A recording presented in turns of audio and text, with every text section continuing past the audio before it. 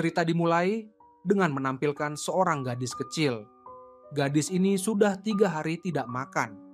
Dalam keadaan lapar, dia melihat ubi kering yang dijemur di tanah, mengambil sepotong dan langsung memasukkannya ke mulut. Tiba-tiba, seorang anak laki-laki muncul di belakangnya dan berkata bahwa itu makanan untuk sapi, lalu menunjuk ke samping, mengatakan bahwa yang di sana baru makanan untuk manusia. Tak disangka, gadis kecil itu malah berkata bahwa sapi sangat beruntung bisa makan makanan yang begitu lezat. Melihat gadis berpakaian mewah itu, rasanya tidak seperti orang yang tidak mampu makan. Anak laki-laki yang baik hati pun membuatkan satu meja penuh makanan untuknya, tetapi gadis itu tidak berani makan karena tidak punya uang. Anak laki-laki itu mengatakan tidak perlu membayar, cukup makan saja. Nama anak laki-laki itu adalah Likang. Ayahnya meninggal muda. Sejak kecil ia tumbuh bersama ibunya di tepi laut, saling bergantung satu sama lain. Ibunya membuka sebuah restoran kecil dan dengan keahlian memasaknya yang luar biasa, bisnis restoran itu selalu ramai setiap hari. Sejak kecil, cita-cita Likang adalah menjadi koki hebat seperti ibunya. Melihat gadis itu makan dengan lahap, ia merasa sangat senang. Tiba-tiba gadis itu menangis. Likang mengira dia menggigit batu kecil. Ternyata makanan itu terlalu enak hingga membuatnya menangis. Gadis itu belum pernah merasakan kebahagiaan seperti ini. Likang mengambil tisu untuk menghapus air matanya dan memintanya datang lagi saat makan siang. Ia akan membuatkan bola coklat yang enak untuknya. Setelah itu, setiap kali lapar, ia bisa datang ke sini untuk makan. Khawatir gadis itu belum kenyang, Likang masuk ke dalam rumah untuk mengambil nasi, tetapi tidak melihat keluarga gadis itu datang mencarinya. Saat makan siang, Likang sudah menyiapkan coklat kesayangannya dan dengan hati-hati membuat bola coklat untuk gadis itu. Namun, tanpa sengaja ia menyenggol panci susu panas, sehingga susu panas tumpah ke lengannya. Pada saat yang sama, gadis kecil itu karena terlalu banyak makan, berat badannya naik 0,15 kg dan langsung dimarahi oleh ibunya yang galak. Saat itu, ia sedang duduk di mobil mewah yang kembali ke kota. Likang yang lengannya hanya dibalut seadanya, menahan sakit dan tetap membuat bola coklat, teringat bagaimana gadis itu makan dengan lahap saat makan siang, ia pun tersenyum bahagia. Namun, sudah jam 2 siang, gadis itu belum juga datang. Likang menunggu di depan pintu dengan bola coklat yang sudah jadi, menoleh ke kanan dan kiri. Tetap tidak melihat gadis itu. Saat itu, beberapa mobil mewah berhenti di depan pintu. Turun sekelompok orang kaya berpakaian mewah. Likang mengira itu gadis kecil tadi, tapi setelah didekati ternyata bukan. Ia mengira mereka datang untuk makan, dengan sopan mengatakan bahwa restoran sudah tutup untuk makan siang. Tak disangka, nyonya kaya yang memimpin tidak peduli, langsung bertanya siapa namanya, apakah ayahnya bernama Lee Jae-hun, dan bagaimana prestasinya di sekolah. Likang yang polos menjawab semua pertanyaan. Nyonya kaya itu tampak cukup puas. Saat itu, ibu Likang keluar dan melihat kelompok orang itu, wajahnya sedikit berubah. Para orang dewasa berbicara di dalam rumah, sementara Likang dan anak laki-laki kaya seusianya bermain di tepi laut. Namun, anak laki-laki kaya itu sangat sombong, memarahi Likang bahwa ia seharusnya hidup diam-diam di desa bersama adik perempuannya. Belum puas, ia mengambil batu dan melemparkannya ke arah Likang. Sialnya, batu itu mengenai kepala Likang hingga berdarah. Tak tahan lagi, Likang bangkit dan mendorong anak laki-laki kaya itu, keduanya jatuh ke laut. Mereka dibawa ke rumah sakit, Likang penuh darah dan terbaring di ranjang dalam kondisi kritis. Sementara di sebelahnya hanya ada seorang dokter magang. Sebaliknya, anak laki-laki kaya itu hanya sedikit ketakutan, tapi dikelilingi banyak dokter ahli. Ibu Likang khawatir akan keselamatan anaknya, memohon pada para ahli untuk memeriksa anaknya juga, tapi malah dimaki oleh nyonya kaya, dan para ahli yang berpihak pada orang kaya pun setuju, mengatakan bahwa nanti akan ada dokter lain yang datang. Setelah berkata demikian, mereka pun pergi. Ibu yang tak berdaya teringat lagi pada ucapan nenek konglomerat. Ternyata, anak laki-laki itu adalah cucu dari keluarga konglomerat terbesar di Korea. Ia pun berteriak keras memberitahu identitas anaknya pada semua orang. Teriakan itu menandai bahwa hidup Likang akan terjerumus dalam pertarungan keluarga konglomerat. Waktu berlalu 20 tahun, Likang yang sudah dewasa berlutut di depan foto mendiang ibunya, tenggelam dalam kenangan masa lalu. Setelah kejadian di rumah sakit waktu itu, keinginan ibunya adalah diakui sebagai menantu, bukan anak pembantu. Ia tidak ingin Likang terus-menerus dikucilkan karena statusnya. Namun, nasib berkata lain, ibunya meninggal dunia karena kecelakaan. Likang pun tidak mengecewakan harapan ibunya. Kini ia menjadi dokter top di rumah sakit milik keluarga konglomerat. Dalam persaingan dengan sepupunya, Ah Jun, Likang tidak kalah sedikit pun. Suatu hari, setelah selesai operasi karena luka pasien terlalu parah, akhirnya pasien itu meninggal dunia. Likang yang sudah menyelamatkan banyak nyawa merasa sangat frustrasi. Kebetulan, sahabatnya datang mengantarkan bekal. Mereka duduk di bangku rumah sakit, makan sambil mengobrol. Dan setelah dihibur, suasana hati Likang membaik. Setelah sahabatnya pergi, saat kembali ke bangku, ia melihat seorang pasien sedang mencuri makan bekalnya.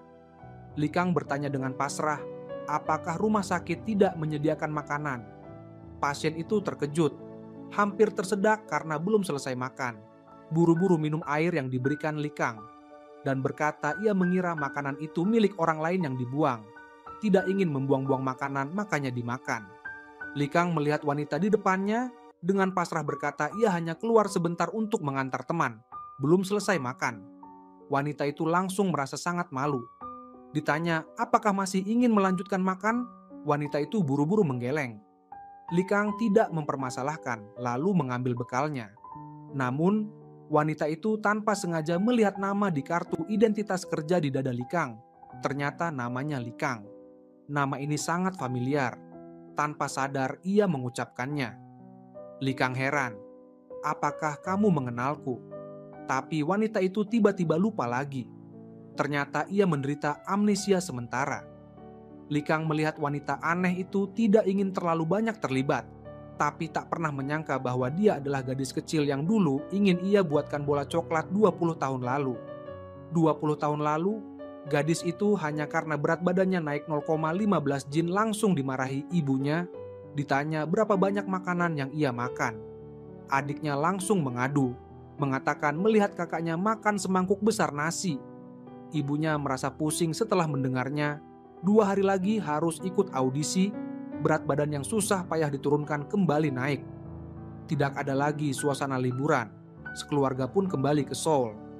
Di dalam mobil, gadis kecil itu tiba-tiba teringat bahwa anak laki-laki itu akan membuatkan bola coklat untuknya saat makan siang. Setahun kemudian, bus tiba di tujuan, turunlah seorang gadis kecil yang berpakaian rapi. Ternyata ia tidak melupakan janji waktu itu, datang ke restoran kecil yang ada dalam ingatannya, tapi sudah kosong.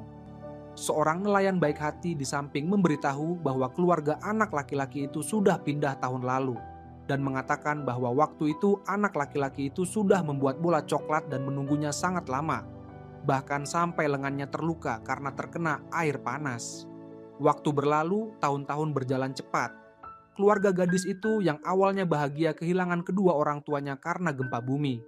Dan sejak saat itu mentalnya terguncang, sering lupa sesuatu, dan harus rutin memeriksakan diri ke rumah sakit setiap bulan.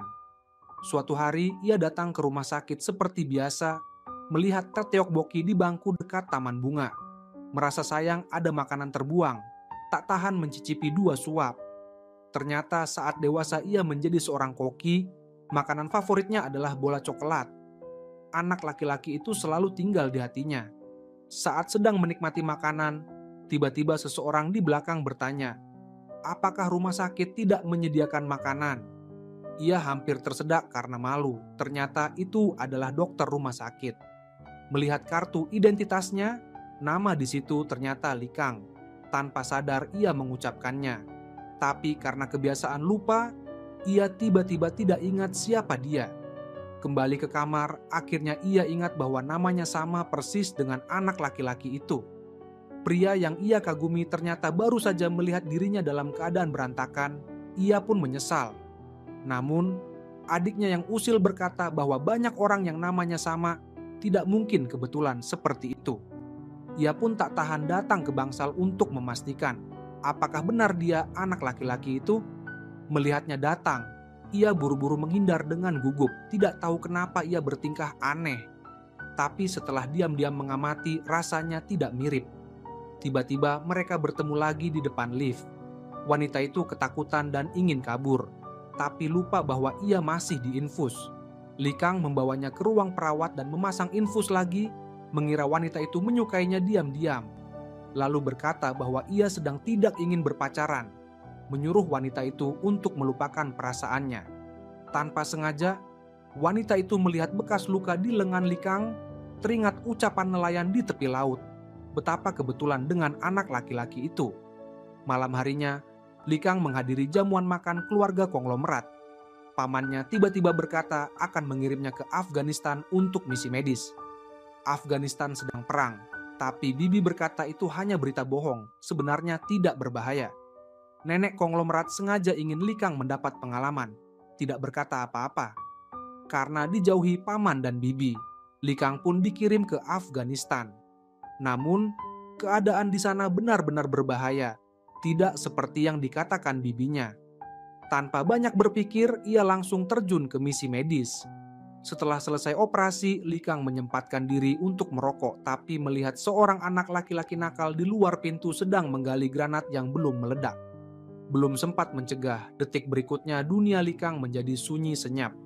Saat itu, di seberang lautan, Moon Chayong tiba-tiba merasa sedih dan meneteskan air mata tanpa tahu untuk siapa. 6 bulan sebelumnya, Moon Chayong sembuh dan keluar dari rumah sakit. Sebelum pergi, ia tanpa sengaja mendengar Li Jun menyebut Li Kang sebagai orang yang seperti iblis. Moon Chayong yang diam-diam mendengarkan merasa ingin menangis. Teringat wajah polos dan baik hati anak laki-laki itu di masa kecil. Anak laki-laki yang seperti malaikat di hatinya selama ini sudah mengalami apa saja. Hari itu hujan deras, jalanan macet total karena sebuah becak pengumpul barang bekas terbalik di depan. Kardus berserakan di mana-mana. Para sopir hanya membunyikan klakson, tidak ada yang membantu. Saat itu, seorang pria berjalan dengan payung, memberikan payungnya kepada kakek pengumpul barang bekas, lalu sendiri memunguti barang bekas di tengah hujan deras. Ternyata itu adalah Li Kang.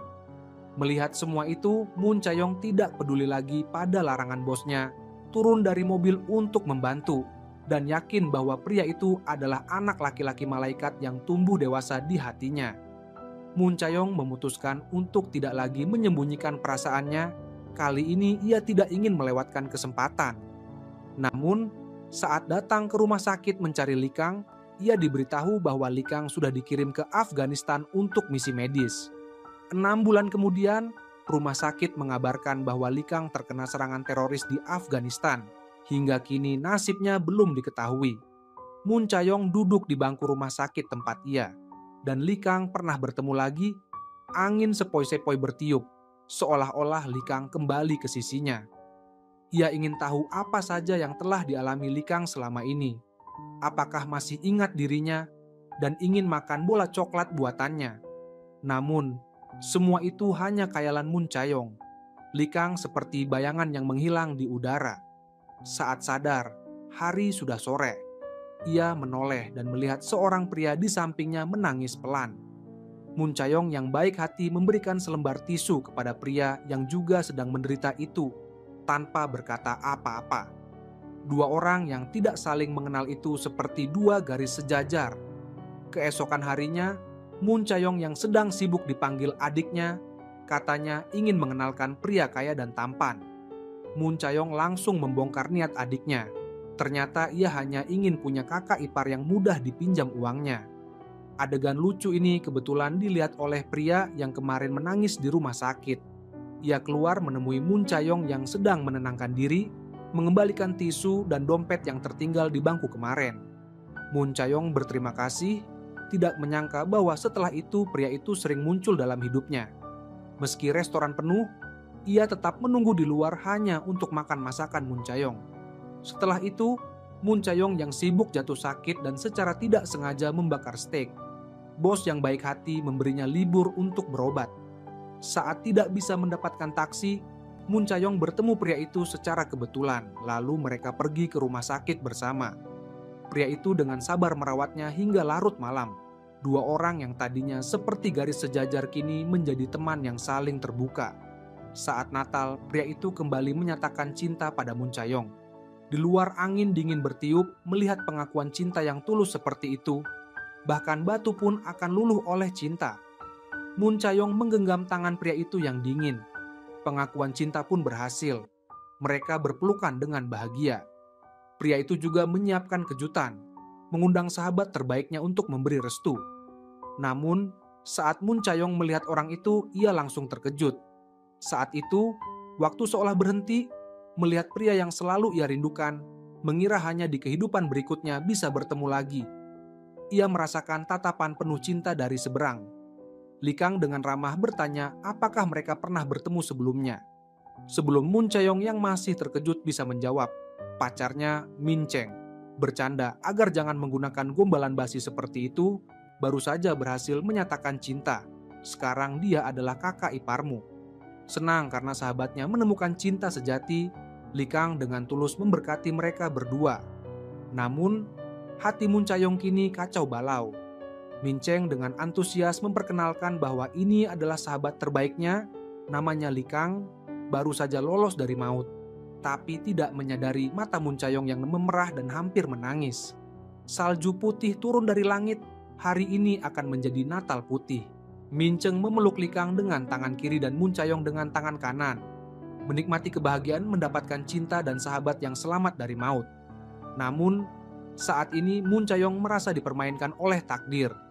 Melihat dua sahabat yang bermain salju dengan gembira, ia tidak tahu bagaimana mereka bertiga akan menjalani hari-hari ke depan. Anak laki-laki malaikat yang tinggal di hatinya selama 20 tahun sudah meninggalkan bekas yang tak terhapuskan. Setetes air mata mengalir diam-diam dari sudut matanya. Mun Chayong pergi ke restoran menemui bosnya. Ia ingin mengundurkan diri dan pergi ke tempat yang jauh, di mana tidak ada dirinya, hanya ada kerinduan. Waktu berlalu, 6 tahun pun lewat. Suatu hari, seorang superstar yang mengadakan konser di Seoul jatuh dari panggung, terluka parah dan koma. Berkat keahlian bedah Li Kang dan jasanya menyelamatkan orang di Afghanistan, tim dan keluarga meminta Li Kang untuk melakukan operasi. Karena pengaruh superstar itu, operasi ini menjadi sorotan semua orang. Jika operasi berhasil, tidak hanya akan membawa kehormatan besar bagi dokter utama, tetapi juga menambah poin penting bagi Li Kang dalam perebutan hak waris keluarga konglomerat. Ini adalah kesempatan langka seumur hidup. Namun, menjelang operasi, telepon berdering, ternyata dari sahabat lamanya, Min Cheng. Saat diangkat, ternyata suara di seberang adalah orang lain. Li Kang berlari ke ruang perawatan dan melihat Min Cheng terbaring koma di ranjang. Apa yang sebenarnya terjadi? Mengapa sakit parah tapi tidak memberitahu dirinya? Saat itu, asisten mengingatkan bahwa operasi superstar akan segera dimulai. Li Kang masuk ke ruang persiapan operasi dan melihat dokter utama Min Cheng, seorang dokter generasi kedua yang masuk karena koneksi, beberapa hari lalu baru saja mengalami insiden malpraktik. Li Kang memperingatkan bahwa jika operasi kali ini gagal, ia tidak akan memaafkannya. Pintu kantor sepupunya, Li Jun, tiba-tiba terbuka. Asisten Li Kang datang memberitahu bahwa operasi akan dimulai. Di meja operasi Min Cheng, dokter utama ternyata diganti oleh Li Kang. Pada saat yang sama, Li Jun yang bersaing memperebutkan warisan keluarga muncul di meja operasi superstar. Kesempatan langka ini, Li Kang memilih mengorbankan diri demi sahabatnya. Waktu berlalu, operasi selesai. Li Jun masuk ke ruang konferensi pers yang megah, mengumumkan operasi berhasil. Semua media dan surat kabar berlomba-lomba memberitakan. Di televisi dan internet ramai memuji kehebatan Li Jun. Nama Dr. Li Jun pun semakin terkenal. Namun, Dewi Keberuntungan tidak berpihak pada Li Kang. Operasi Min Cheng gagal. Ia terduduk lesu di lantai, meneteskan air mata kesedihan. Saat itu, ayah Min Cheng datang menghibur agar tidak terlalu sedih. Min Cheng sendiri tahu peluang operasi sangat kecil, jadi tidak memberitahu sebelumnya. Tidak ada yang lebih menyakitkan di dunia ini selain orang tua menguburkan anaknya. Ayah Min Cheng juga berharap ada keajaiban. Melihat Likang yang merasa bersalah karena operasi gagal, ia berterima kasih karena saat semua orang menyerah, Likang tetap berusaha keras.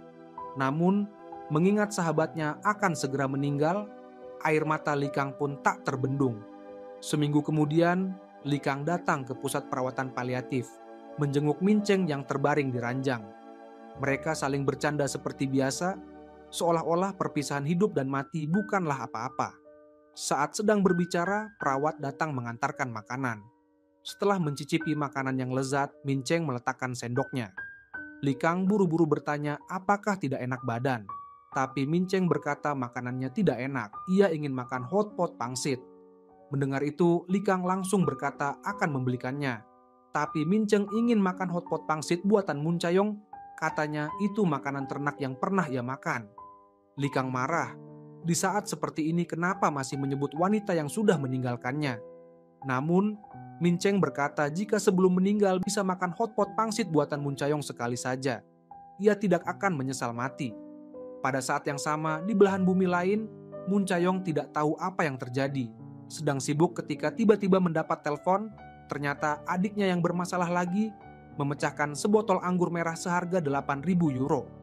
Muncayong terpaksa bekerja paruh waktu lebih banyak untuk melunasi hutang.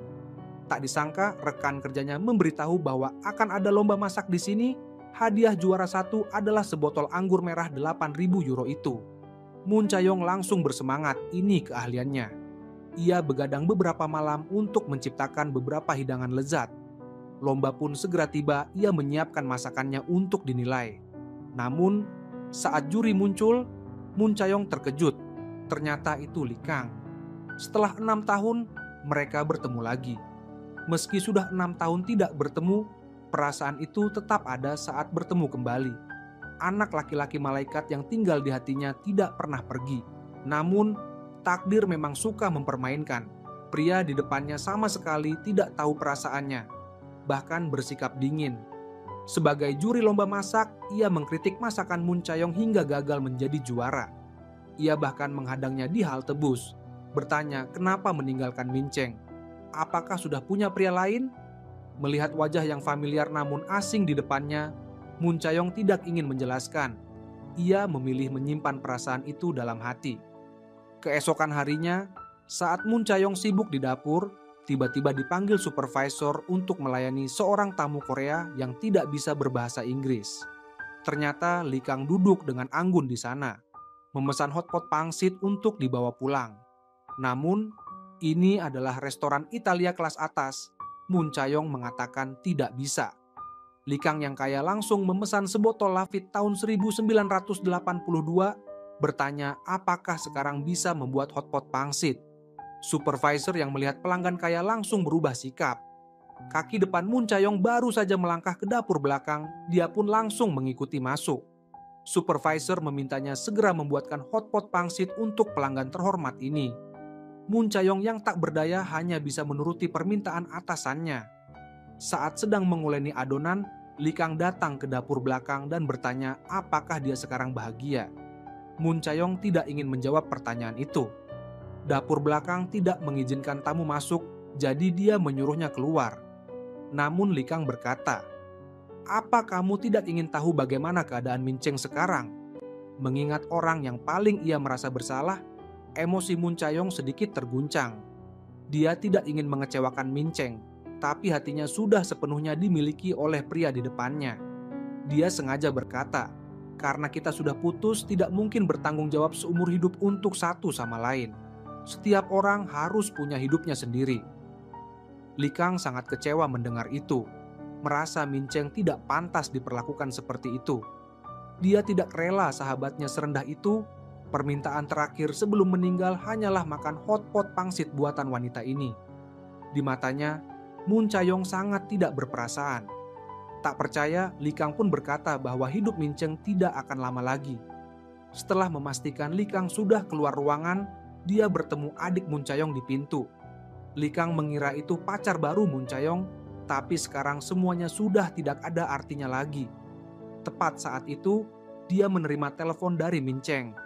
Terpaksa dia mengakui bahwa dia datang ke luar negeri untuk mencari Muncayong, tapi sudah mencari kemana-mana tetap tidak ketemu.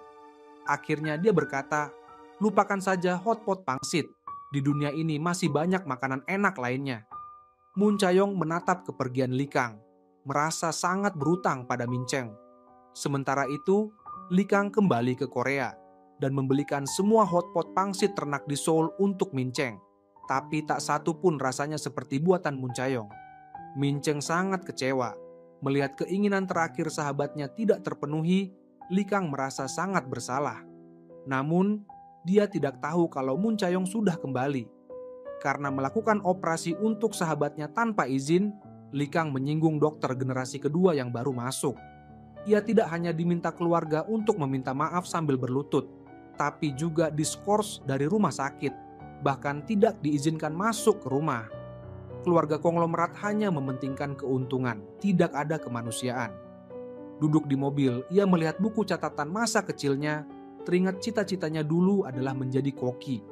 Melihat resep yang ia tulis sendiri, ia ingin memasakkan hotpot pangsit untuk sahabatnya. Tapi ia tidak menyangka, wanita yang ia anggap dingin dan tak berperasaan itu kini berdiri di luar jendela, melihat dokter bedah saraf top dunia itu dengan canggung menguleni adonan. Hati Moon Chayong campur aduk. Meski tidak bisa bersama Min Cheng, ia tetap berharap Min Cheng bahagia. Namun, kini mereka akan benar-benar berpisah selamanya. Ia merasa semakin bersalah. Satu-satunya yang bisa ia lakukan adalah memasakkan hotpot pangsit untuknya. Tiba-tiba Li Kang mendapat telepon dari direktur rumah sakit, pamannya, yang memberitahu bahwa teman neneknya tiba-tiba mengalami pendarahan otak dan kondisinya sangat kritis, memintanya segera kembali untuk operasi. Jika operasi berhasil, ia tidak akan dimintai pertanggungjawaban atas kesalahan sebelumnya. Tapi semua orang tahu ini adalah jebakan, karena peluang operasi berhasil sangat kecil.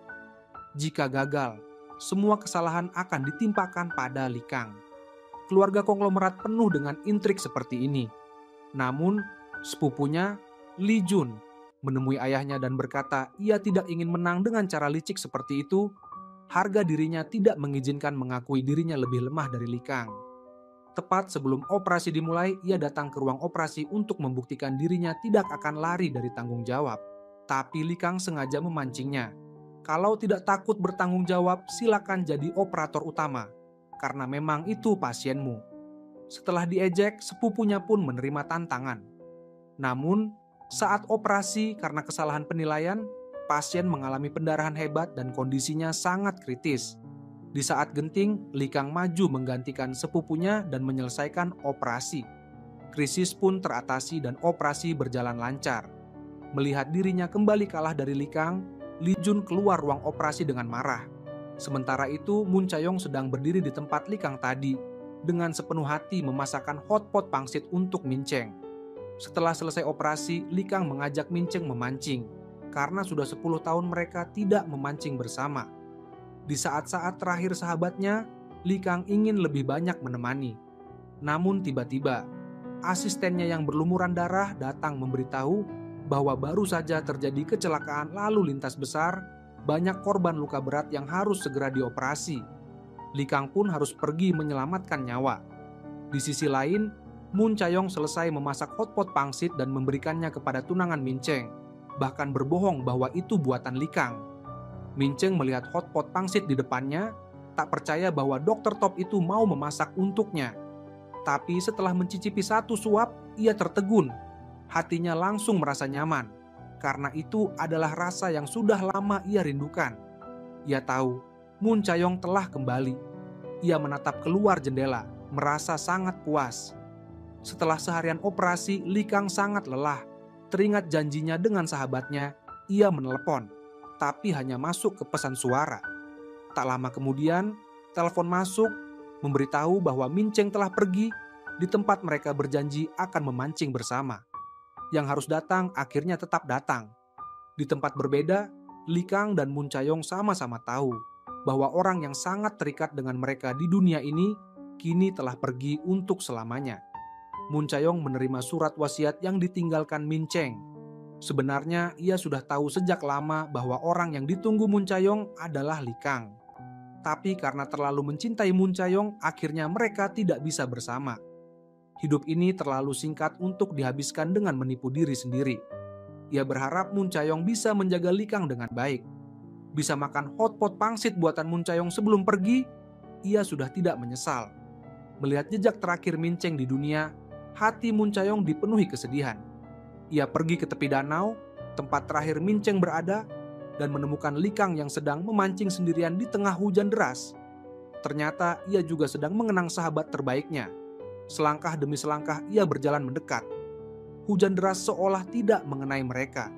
Sampai di depan Likang, ia memberitahu bahwa ia sudah membuatkan hotpot pangsit untuk Minceng. Dan setelah memakannya, Minceng sangat bahagia. Menyebut nama yang menyedihkan itu, keduanya tak bisa menahan kesedihan.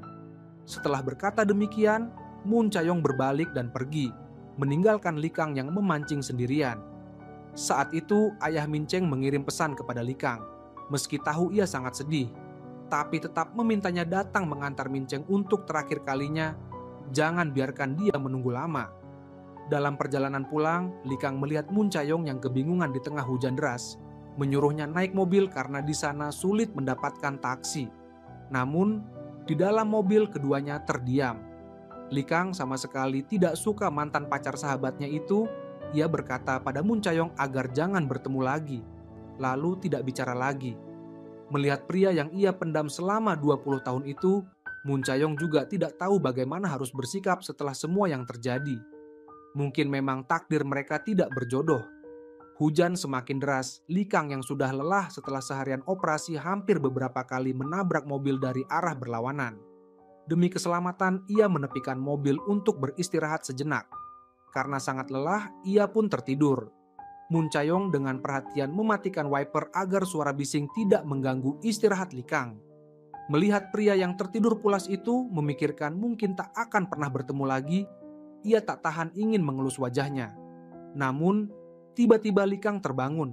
Belum sempat bicara, tiba-tiba sebuah truk tanah menabrak mobil mereka dengan keras. Tak tahu berapa lama Likang sadar dari pingsan, melihat Mun Chayong yang berlumuran darah. Dengan pengalaman yang ia miliki, ia tahu kondisinya sangat berbahaya. Tak peduli luka sendiri, ia menggendong Mun Chayong ke rumah sakit terdekat. Setelah diperiksa, luka Mun Chayong sangat parah dan harus segera dioperasi. Namun, di desa terpencil itu tidak ada dokter ahli. Likang memutuskan untuk mengoperasi sendiri.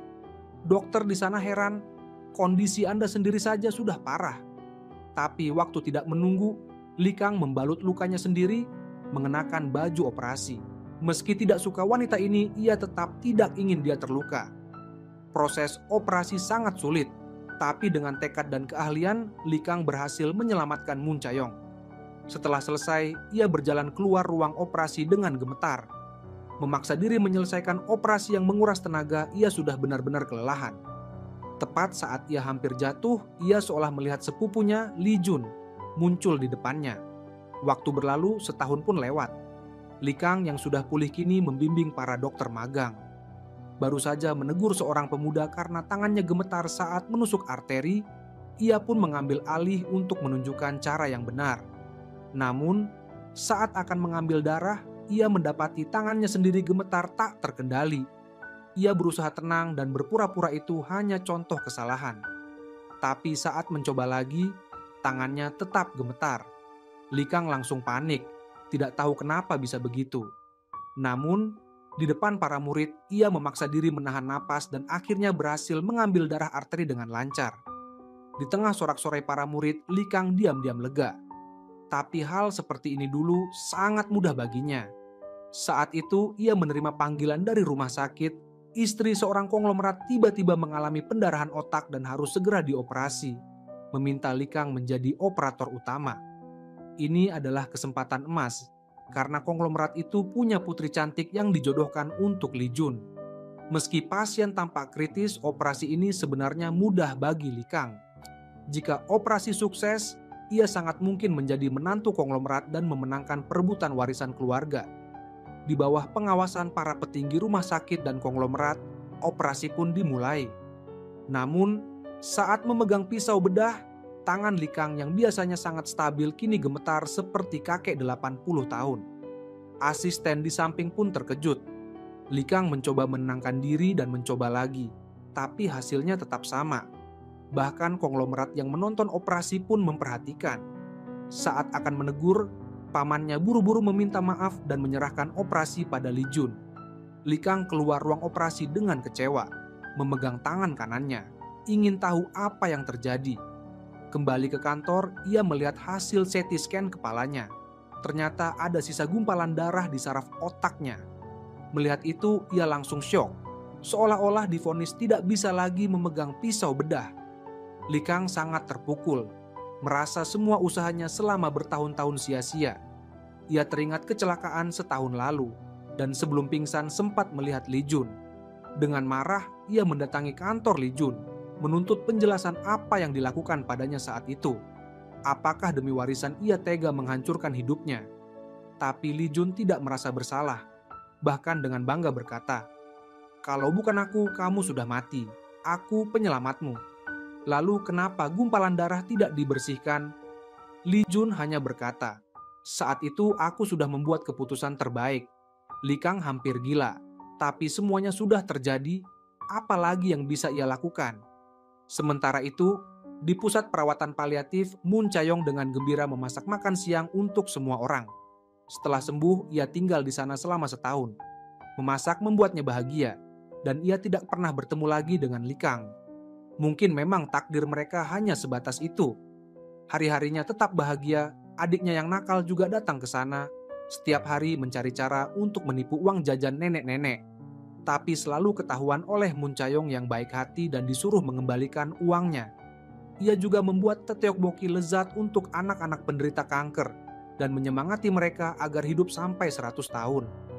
Tiba-tiba, seorang gadis kecil datang mengajaknya bermain petak umpet. Karena hanya berdua, mereka meminta Moon Chayong ikut bermain. Moon Chayong yang masih kekanak-kanakan pun setuju. Menghitung sampai 5 lalu mulai bersembunyi di lemari.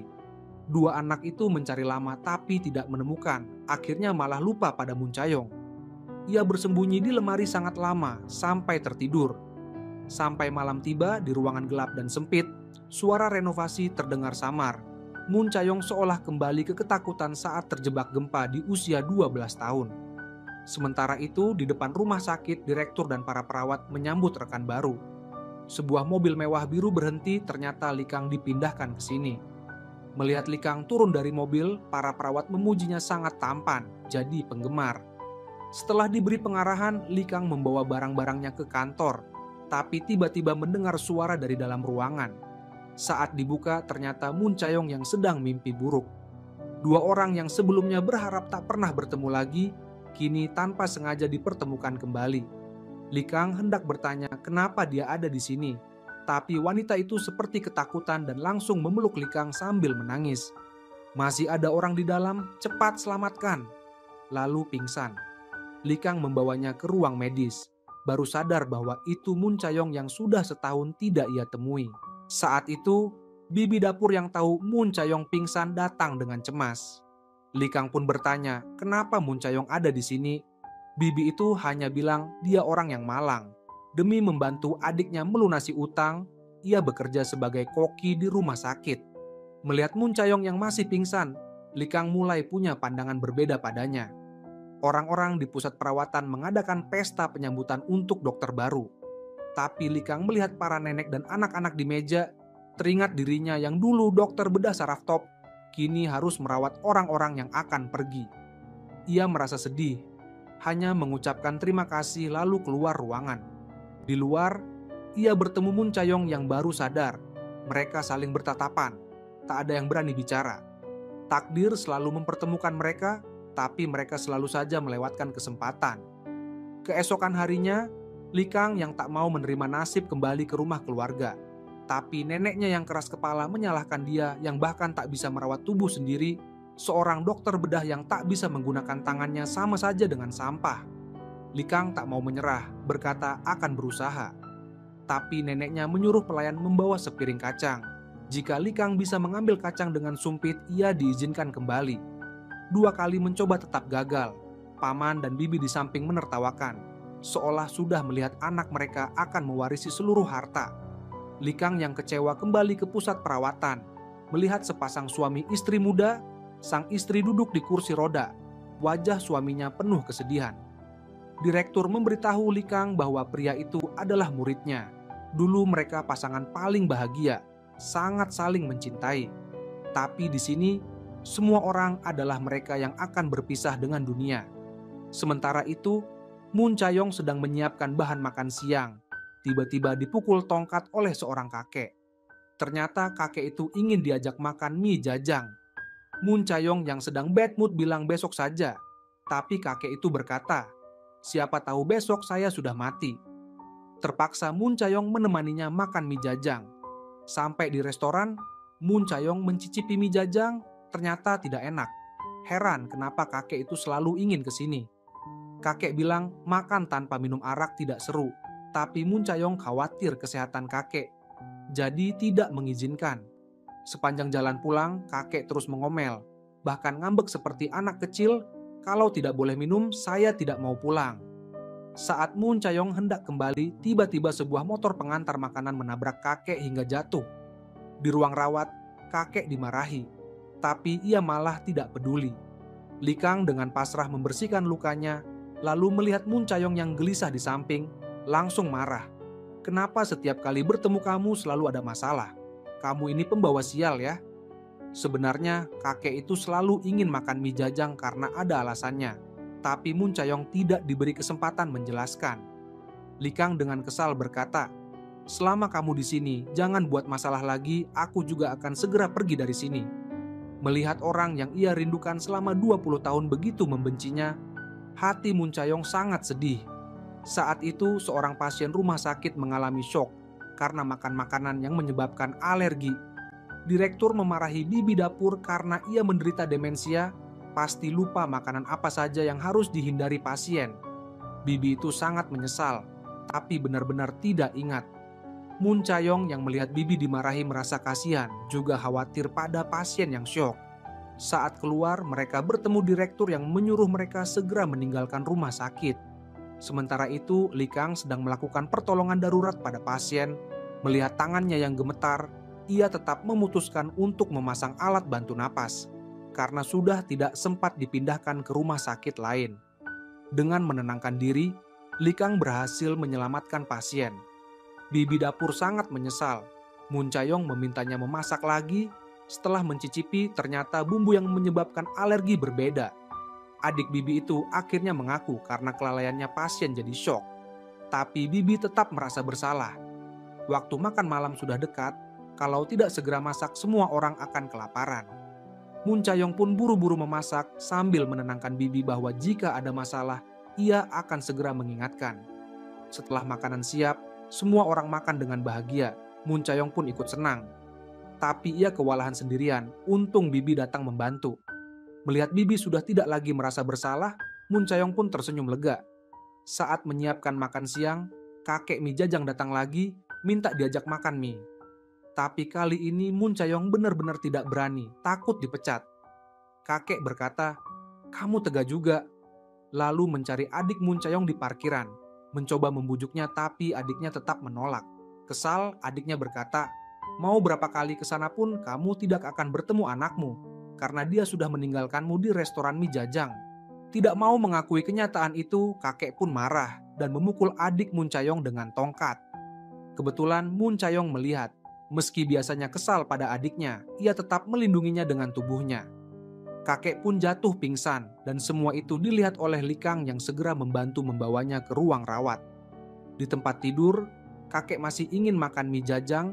Semua orang mengerti maksudnya, menenangkan bahwa hari ini restoran tutup, besok pasti akan diajak ke sana. Mereka juga bilang sudah meninggalkan pesan di restoran. Jika anaknya datang pasti akan menghubungi rumah sakit.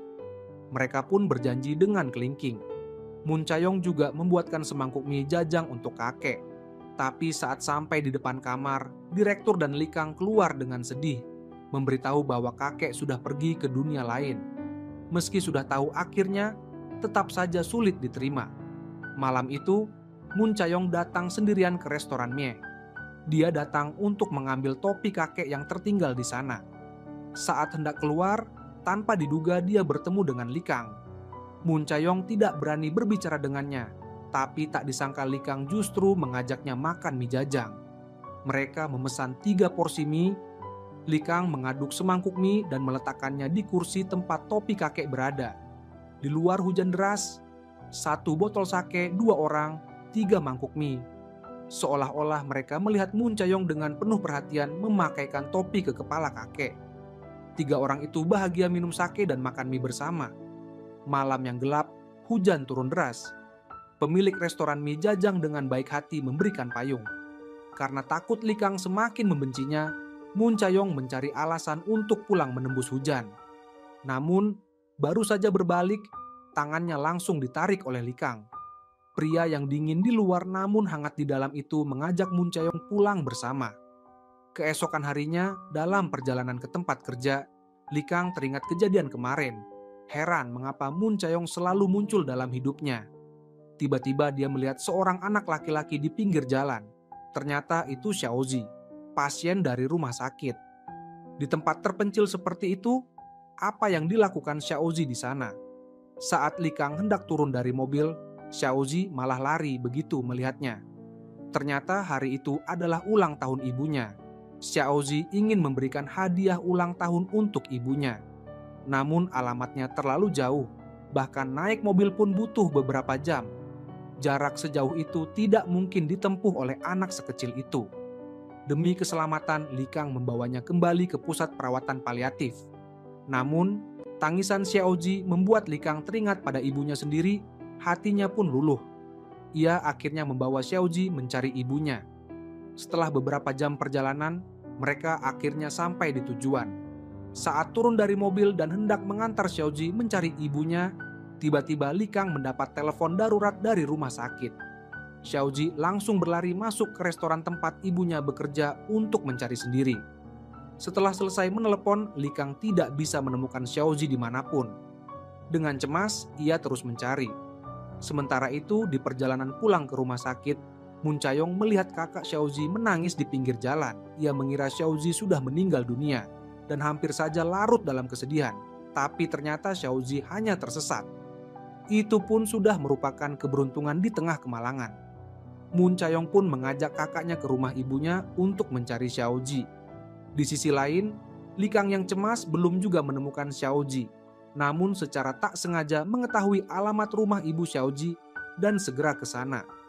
Tepat saat itu, ia bertemu dengan kakak Xiaozi dan Moon Chayong yang juga sedang mencari. Ketiganya tiba-tiba melihat Xiaozi sedang makan teteokbokki di warung pinggir jalan. Kakaknya yang panik langsung berlari menghampiri. Melihat Xiaozi baik-baik saja, ia pun menangis keras hingga akhirnya jatuh pingsan karena terlalu khawatir. Ia pun harus dirawat di rumah sakit dan diinfus.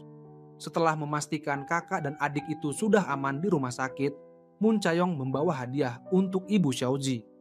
Ia teringat saat dirinya sendiri ditinggalkan oleh ibunya, lalu bertanya mengapa sang ibu meninggalkan anak-anaknya. Ia meninggalkan hadiah itu dan pergi, hanya menyisakan ibu Xiaozi yang menangis terseduh-seduh. Hari itu juga adalah hari ulang tahun Xiaozi. Moon Chayong berencana merayakannya, karena mungkin itu adalah ulang tahun terakhir Xiaozi. Setelah memutuskan, ia mengajak Li Kang ke minimarket untuk membeli bahan makanan. Melihat Moon Chayong membawa banyak belanjaan, pandangan Li Kang terhadapnya pun sedikit berubah. Dengan alat sederhana, Moon Chayong mengolah bahan-bahan itu menjadi makanan lezat. Dari awal yang tidak peduli, Li Kang pun perlahan mulai kagum pada keterampilan Moon Chayong. Persiapan ulang tahun sederhana pun selesai. Di minimarket yang sederhana itu, semua orang menyanyikan lagu ulang tahun. Melihat kakaknya meniup lilin ulang tahunnya lebih dulu, Xiaozi yang nakal merasa sial punya kakak seperti itu. Saat itu, Moon Chayong menceritakan masa kecilnya menggunakan kisah ketidakberuntungannya untuk menghibur Xiaozi. Namun, tanpa sengaja, kata-katanya justru membekas di hati Li Kang. Ia teringat saat pertama kali bertemu Moon Chayong di pusat perawatan paliatif dan semakin penasaran dengan masa lalu Moon Chayong.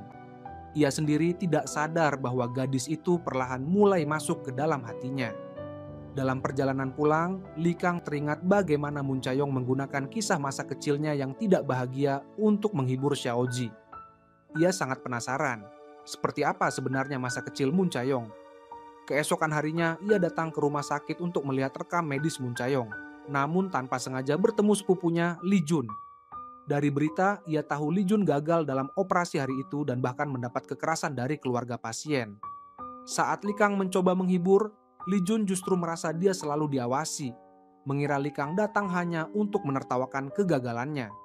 Sampai perawat membawa rekam medis Moon Chayong, barulah Li Jun sadar mungkin ia benar-benar salah paham pada adik sepupunya yang selama ini tidak ia sukai. Li Jun yang sedang bad mood pun merasa sedikit bersalah, tapi juga penasaran mengapa adik sepupunya yang biasanya dingin tiba-tiba sangat peduli pada Moon Chayong. Di pusat perawatan paliatif, murid direktur yang sangat perhatian pada istrinya membuat semua orang kagum, menyebutnya suami teladan. Semua orang berharap punya suami yang lembut dan perhatian seperti itu pasti sangat bahagia. Hal ini membangkitkan kenangan bibi dapur, bahwa dulu ia juga punya suami yang sangat baik, tapi ia seperti orang gila, menendang keberuntungannya sendiri.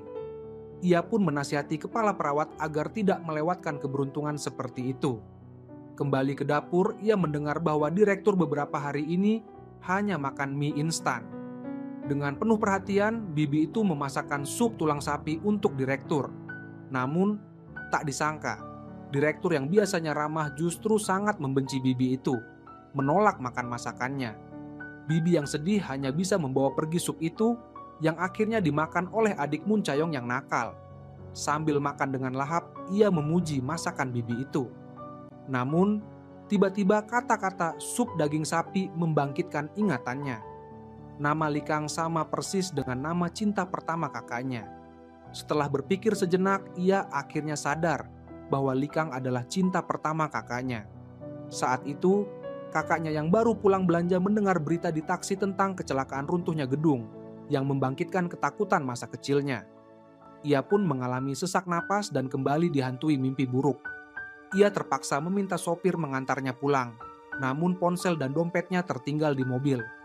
Ia tidak sadar bahwa saat ia muntah di pinggir jalan, Li Kang lewat dengan mobilnya.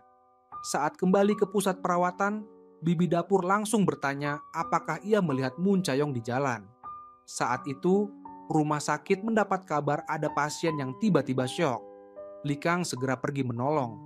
Setelah selesai operasi, hari sudah sore. Ia menelepon dapur, mencari Moon Chayong yang hingga malam belum juga pulang. Ia pun segera keluar dengan mobil untuk mencari. Saat itu, Moon Chayong sudah dijemput secara kebetulan oleh Li Jun yang hendak ke pusat perawatan. Saat Li Kang kembali ke jalan semula, mereka sudah terlewat. Setelah mencari lama, ia kembali ke pusat perawatan dan melihat Moon Chayong sedang merapikan bahan makanan. Merasa sangat lega. Hari itu adalah hari peringatan kematian ibunya. Li Kang membawa sake keluar untuk mengenang ibunya. Moon Chayong yang tahu ia mencarinya seharian, datang ke tepi sungai dan menemukan Li Kang sedang berdoa. Tak disangka ia malah diundang untuk minum bersama. Saat ragu, tiba-tiba terdengar ucapan selamat ulang tahun. Saat Moon Chayong tertegun, Li Kang langsung menenggak sake di gelasnya. Di bawah langit malam penuh bintang, dua orang itu seolah tidak lagi sejauh sebelumnya. Namun, sebelum sempat membalas, adik Moon Chayong yang nakal datang langsung memanggil kakak ipar, menyatakan bahwa mulai sekarang mereka satu keluarga. Kejadian mendadak ini membuat Li Kang bingung. Melihat adiknya yang sok akrab, Moon Chayong sampai malu sendiri. Ingin segera menariknya pergi. Ia bertanya apakah adiknya mabuk, tapi adiknya bilang sudah tahu bahwa Li Kang adalah cinta pertama kakaknya. Moon Chayong terkejut adiknya bisa menebak, dan khawatir ia bicara sembarangan akhirnya menyuap adiknya dengan uang. Saat Moon Chayong kembali ke tepi sungai, tempat itu sudah kosong. Karena semalam minum terlalu banyak, Li Kang menginap di kantor. Pagi harinya saat keluar untuk cuci muka, ia melihat Moon Chayong dan bibi dapur sedang menjemur ubi kering. Mendengar mereka berencana membuat sup mie dari ubi kering itu, ia teringat masa kecilnya duduk di samping ibunya yang sedang memasak. Ia pun meminta agar nanti ia juga diberi semangkuk. Moon Chayong membawa sup mie yang sudah jadi, rasanya persis seperti saat kecil. Li Kang pun kembali teringat pada ibunya, dan dengan lembut bertanya apakah Moon Chayong mau makan bersama. Moon Chayong buru-buru bilang nanti akan makan bersama bibi dapur, menyuruhnya segera makan selagi hangat. Namun, belum sempat mencicipi beberapa suap, Li Kang mendapat telepon dan segera pergi. Ternyata itu dari Ibu Xiaoyi yang dulu alergi. Suaminya tidak tega melihat istrinya menunggu ajal di sini, memutuskan membawanya pergi berobat. Li Kang dengan baik hati menasihati, tapi malah ditanya, "Sebagai dokter, kenapa tidak bisa menyelamatkan orang?" Mengingat kedua tangannya, hati Li Kang semakin berat. Sementara itu, Li Jun dan keluarganya masih pusing karena masalah kematian pasien sebelumnya. Tiba-tiba ia mendapat telepon dari seniornya, Ah Ju, yang sangat senang menerima hadiah darinya tempo hari dan mengundangnya ke pusat perawatan untuk bertemu. Li Jun senang sekaligus gugup, karena sejak SMA ia sudah diam-diam menyukai seniornya itu. Sementara itu, Moon Chae-yong dengan sabar merias Ah Ju. Meski kini sakit dan tidak bisa melihat, ia tidak ingin kencan dengan Li Jun terlihat seperti orang sakit. Ia bahkan meminta Moon Chae-yong memilihkan baju yang cocok dengan riasan hari ini. Bahkan jika harus pergi traveling mendadak pun tetap pantas. Moon Chae-yong kagum dengan sikapnya, dengan sepenuh hati membantu memilihkan baju. Tidak ingin berlama-lama di ruang istirahat yang pengap, Ah Ju meminta Moon Chae-yong menemaninya ke tepi danau untuk kencan. Mereka berdua menikmati udara segar, suasana hati pun jadi lebih baik. Mengenang kehidupan bersama suami dulu, hanya sibuk bekerja dan lupa menikmati hidup. Saat sedang asyik mengobrol, mereka melihat Li Jun datang membawa bunga. Moon Chae-yong dengan sopan memberi ruang untuk mereka berdua agar bisa bernostalgia. Namun, saat kembali ke kebun, Moon Chae-yong merasa ada yang aneh dengan ucapan Ah Ju di ruang perawatan. Sementara itu, perawat di rumah sakit menemukan obat tidur yang disembunyikan Ah Ju saat sedang bersih-bersih, merasa ada sesuatu yang tidak beres. Moon Chae-yong pun buru-buru lari ke tepi danau dan melihat Ah Ju sudah tenggelam di air. Tanpa pikir panjang, ia langsung berlari menyelamatkan. Tapi karena tidak bisa berenang, keduanya justru dalam bahaya. Saat itu, Li Kang juga datang mencari ke tepi danau, tanpa sengaja melihat syal Ah Ju yang terjatuh, lalu sepatu yang tertinggal. Ia langsung sadar ada bahaya dan berlari ke tepi danau. Dari kejauhan, ia melihat dua orang sedang berjuang di air. Tanpa pikir panjang, langsung melepas baju dan terjun ke danau, berhasil menyelamatkan keduanya. Setelah naik ke darat, ia segera melakukan resusitasi jantung paru pada Ah Ju yang pingsan. Li Jun yang melihat seniornya tak sadarkan diri pun sangat sedih. Setelah penanganan darurat di ruang perawatan, Ah Ju akhirnya selamat. Keluar dari ruang perawatan, Li Kang melihat sepupunya murung. Dengan baik hati memberitahu bahwa Ah Ju sudah sadar. Li Jun masuk ke ruang perawatan, tapi Ah Ju mengira yang datang adalah suaminya dan berkata ia tidak ingin hidup lagi karena ia hanya menjadi beban. Li Jun menahan air mata dan dengan suara bergetar menyatakan kekecewaannya pada seniornya itu, "Mulai sekarang aku tidak akan menyukaimu lagi. Bahkan jika kamu meninggal, aku tidak akan datang ke pemakamanmu, apalagi menangis untukmu." Setelah berkata demikian, ia keluar ruangan dengan sedih. Moon Chae-yong yang basah kuyup kembali ke dapur. Bibi dapur segera memberinya baju hangat dan membuatkan semangkuk sup mie panas. Setelah tubuhnya hangat, Moon Chae-yong mendengar para perawat di lorong rumah sakit membicarakan Li Kang, khawatir apakah ia baik-baik saja setelah ikut terjun ke air. Namun, setelah mencari ke seluruh rumah sakit, ia tidak menemukannya. Khawatir terjadi sesuatu, ia menunggu di samping mobil Li Kang. Ia tidak tahu bahwa Li Kang sedang mengawasinya dari atap rumah sakit. Bertanya-tanya dalam hati mengapa wanita itu selalu bisa menyentuh hatinya. Dulu ia tidak ingin bertemu lagi, tapi takdir selalu mempertemukan mereka. Li Kang pun tidak mengerti perasaannya sendiri. Melihat Moon Chae-yong yang menunggu sampai ia pergi, ia teringat semua pengalaman mereka, baik di Yunani, malam saat Min Cheng meninggal, maupun semua yang terjadi sekarang. Li Kang akhirnya sadar bahwa ia menyukai Moon Chae-yong, tapi perasaan itu membuatnya bingung dan tak tahu harus berbuat apa. Moon Chae-yong, demi membuat kue raspberry untuk nenek tua, mengajaknya ke gunung untuk memetik buah raspberry. Buah raspberry segar membuat mereka berdua senang. Tiba-tiba nenek itu menjerit. Seekor ular berbisa menggigit pergelangan kakinya. Moon Chae-yong panik dan menutup mulutnya, lalu berlari ke puncak gunung untuk menelepon ambulans. Namun, sinyal di sana buruk. Suaranya terputus-putus. Ia mencoba mencari tempat dengan sinyal lebih baik. tapi tidak hati-hati hingga terpeleset dan jatuh ke lereng. Menjelang malam, seorang dermawan menemukan nenek yang terluka dan membawanya ke rumah sakit. Direktur dan kepala perawat dengan hati-hati membalut lukanya. Untung saja sudah dilakukan pertolongan pertama, kalau tidak akibatnya bisa fatal. Saat itu nenek itu berkata bahwa Moon Chayong memintanya menunggu di sana, tapi ia tidak kunjung kembali. Sampai malam pun belum kembali. Apakah terjadi sesuatu? Li Kang membawa senter dan berteriak memanggil Moon Chayong di gunung, tapi tidak mendapat jawaban. Setelah jam 5 sore Moon Chayong menelepon ambulans, tidak ada kabar lagi. Li Kang sangat khawatir, takut terjadi sesuatu. Tiba-tiba di bawah lereng ia melihat seseorang tergeletak. Ia segera berlari ke sana dan memanggil Moon Chayong yang pingsan. Karena sakit, Moon Chayong hampir tidak bisa bicara. Li Kang menggendongnya dan mereka berjalan perlahan kembali ke rumah sakit. Setelah sampai di ruang perawatan, ia membalut luka Moon Chayong dengan hati-hati dan hendak membawanya ke rumah sakit untuk pemeriksaan lebih lanjut. Namun, Moon Chayong yang keras kepala tidak mau merepotkan Li Kang, berkata ia baik-baik saja.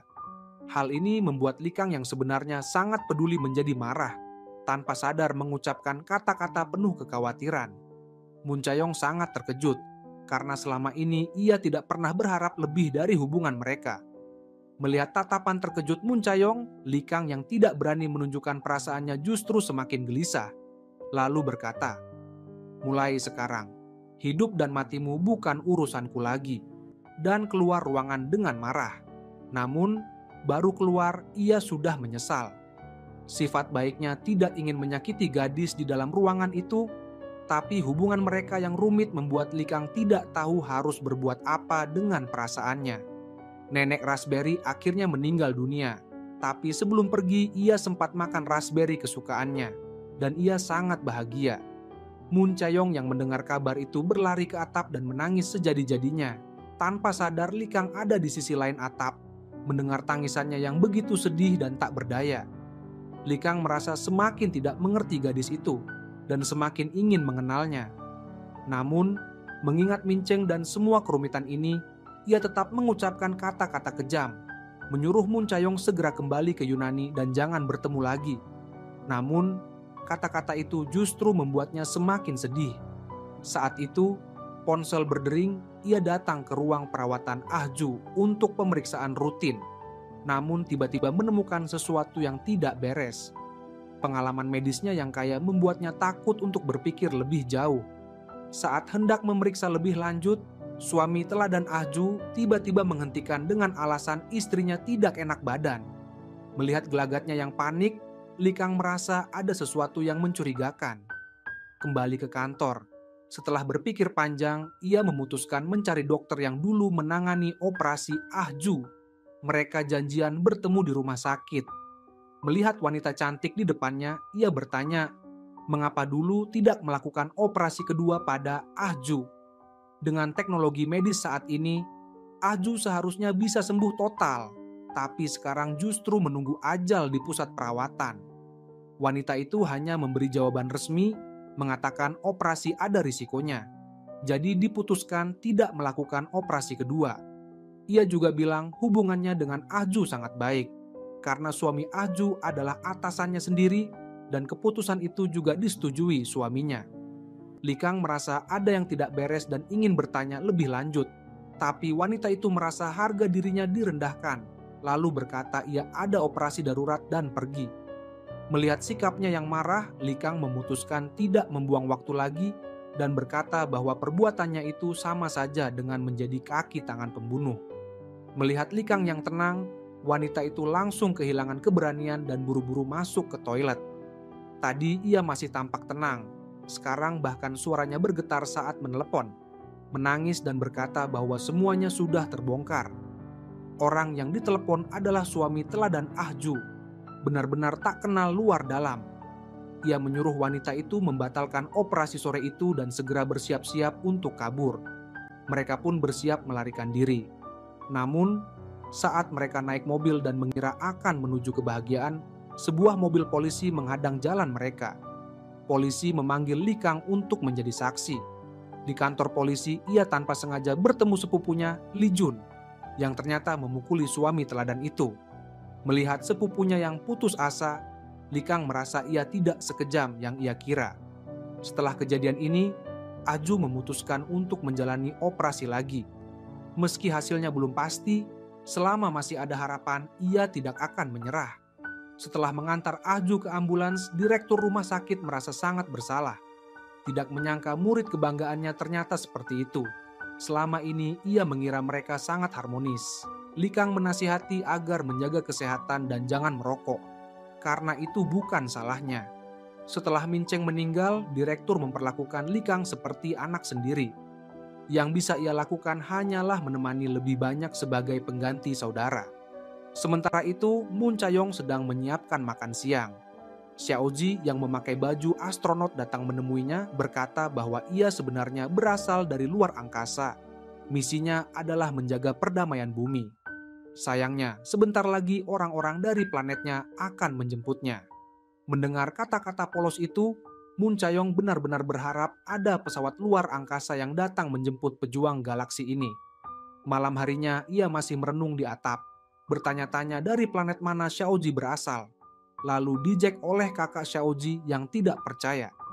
Kakaknya bilang jangan sampai orang lain tahu, nanti dikira bodoh. Tapi Moon Chayong tetap ingin percaya itu benar. Adegan ini dilihat oleh Likang, dan prasangkanya pada Moon Chayong pun semakin berkurang. Keesokan harinya Xiaoji terbaring di ranjang dengan gejala terminal. Di saat-saat terakhir, pejuang galaksi itu seolah melihat pesawat luar angkasa datang menjemputnya. Dengan ditemani dokter, perawat, dan ibunya, ia menyelesaikan misinya di dunia dan pergi tanpa penyesalan. Hidup memang rapuh, yang bisa kita lakukan hanyalah mengenang selamanya. Moon Chayong juga punya caranya sendiri untuk mengucapkan selamat tinggal pada kehidupan kecil itu. Ia membuat kue berbentuk pesawat luar angkasa dari coklat penuh kebahagiaan agar kue itu bisa membawa Xiaoji kembali ke planetnya. Kembali ke beberapa tahun lalu, di sebuah villa mewah, seorang anak laki-laki menangis melihat berita di televisi tentang runtuhnya sebuah gedung di pusat kota dan ibunya ada di dalamnya. Ia berlari ke ruang makan, memohon keluarga untuk menyelamatkan ibunya, tapi semua orang bersikap seolah ia tidak ada. Hanya paman yang pura-pura menghibur, berkata polisi akan mengurus semuanya. Anak laki-laki itu putus asa, membayangkan ibunya yang sekarat di tempat gelap dan sempit, sementara keluarganya tetap makan dan minum dengan santai. Ia duduk sendirian di kamar, melihat pelayan membakar barang-barang peninggalan ibunya atas perintah nenek, termasuk semua coklat kesukaannya. Sejak saat itu, ia memutuskan tidak akan makan coklat lagi. Ia harus makan dan cepat dewasa. Itulah masa kecil Likang. Ia pun kembali mengendarai mobil ke rumah yang dingin dan familiar itu. Karena perbuatan Ahju dipuji besar-besaran oleh media, rumah sakit Jucheng yang sebelumnya terjebak dalam pusaran opini publik pun menjadi lebih tenang. Nenek sangat puas dengan hal ini. Ia berjanji kepada Likang, asalkan pusat perawatan paliatif ditutup dan kemudian dibangun menjadi panti jompo terbesar di seluruh negeri, maka setelah itu seluruh grup Jucheng akan diserahkan kepada Likang. Ini juga menjadi satu-satunya tujuan dan motivasi Likang setelah kematian ibunya. Kembali ke pusat perawatan, Likang sama sekali tidak merasa senang karena akan memenangkan hak waris. Justru ia teringat kata-kata direktur, teringat semua pengalaman yang ia alami di sini, teringat teman-teman yang akan segera meninggalkan dunia namun tetap bahagia. Hati Likang pun menjadi bimbang. Saat ia keluar pintu, kebetulan bertemu dengan Moon Chayong. Mereka berdua hampir saja berpapasan. Namun tiba-tiba sehelai sprei jatuh dari atas dan menutupi kepala mereka. Likang menatap gadis di depannya, jelas-jelas ingin menjauh darinya, tapi tetap saja tak bisa menahan diri untuk peduli dan memperhatikannya. Saat mereka menarik sprei itu, ternyata itu ulah sepupunya yang sedang dihukum menjadi relawan, tanpa sengaja menjatuhkan sprei ke bawah. Setelah selesai menjadi relawan dan dalam perjalanan pulang, sepupunya melihat Likang sedang bermain basket. Dua orang yang selalu saling bersaing itu kembali beradu mulut. Sepupunya menuduh Likang menggunakan tipu daya di belakang untuk mendapatkan kepercayaan nenek. Likang pun tidak membantah, ia memang ingin membuat keluarga paman merasa tidak nyaman. Karena sama-sama tidak mau kalah, mereka pun bertanding basket, masing-masing ingin menunjukkan keunggulannya. Gerakan-gerakan kecil pun semakin menjadi-jadi. Tiba-tiba hujan deras turun, mereka pun berhenti bermain basket dan malah berkelahi. Seperti saat kecil mereka saling bergulat, menendang satu sama lain, melampiaskan amarah yang terpendam di hati. Tiba-tiba direktur datang, membentak mereka agar segera berhenti, tepat waktu menghentikan keributan itu. Di ruang mandi, direktur merasa sangat kecewa pada Likang yang masih menjadikan rumah sakit Jucheng sebagai tujuan hidupnya. Ia mengatakan kepada Likang, hidup seharusnya tidak seperti itu. Lihatlah orang-orang yang telah pergi dari sini, bukankah seharusnya kita belajar sesuatu dari mereka? Melihat direktur yang berjalan menjauh, Likang tampaknya mulai meragukan tujuan hidupnya selama bertahun-tahun ini. Saat hendak pulang, di depan rumah sakit, ia melihat Moon Chayong dan sepupunya naik mobil bersama di bawah satu payung. Rasa cemburu pun langsung muncul. Di jalan, hujan tiba-tiba berhenti. Li Jun berkata, meskipun hujan sudah reda, ia tetap akan mengantar Moon Chayong pulang karena sudah larut malam. Saat mereka sedang mengobrol, tiba-tiba sebuah mobil di belakang membunyikan klakson dengan keras. Moon Chayong yang polos mengira mereka melakukan kesalahan, tapi Li Jun melihat dari kaca spion ternyata itu Likang. Ia berbicara sendiri, merasa apakah ia telah melakukan kesalahan, tapi rasa ingin membalas pun langsung muncul. Ia tidak mau memberi jalan. Sementara itu, Likang yang sedang cemburu hampir saja memecahkan klakson mobilnya. Moon Chayong yang tidak tahu apa-apa dengan baik hati mengingatkan Li Jun, mungkin orang di belakang sedang terburu-buru, lebih baik beri jalan saja. Melihat tangan Li Jun agak sakit, ia pun bertanya dengan perhatian. Tanpa berpikir panjang, Li Jun spontan menjawab bahwa itu karena tadi habis berkelahi dengan Likang. Hal ini membuat Moon Chayong terkejut.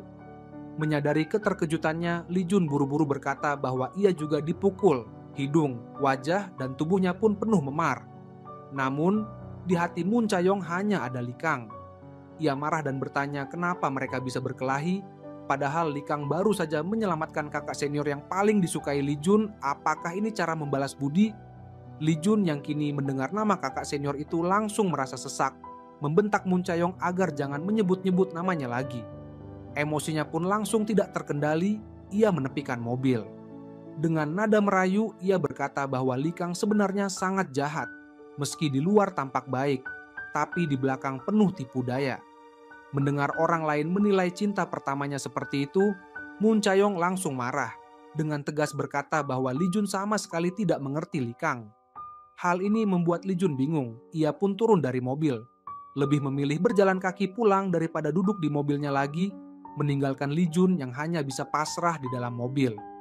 Keesokan harinya, Moon Chayong mengajak Min Ying membeli sandwich kesukaannya. Kebetulan Likang juga masuk ke toko itu. Ternyata ia salah ingat tanggal janjian makan dengan Min Ying.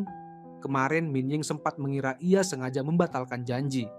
Tapi sekarang kebetulan mereka bisa makan bersama. Namun, di meja makan, mereka berdua tampak aneh, saling tidak menatap, hanya sibuk makan tanpa bicara.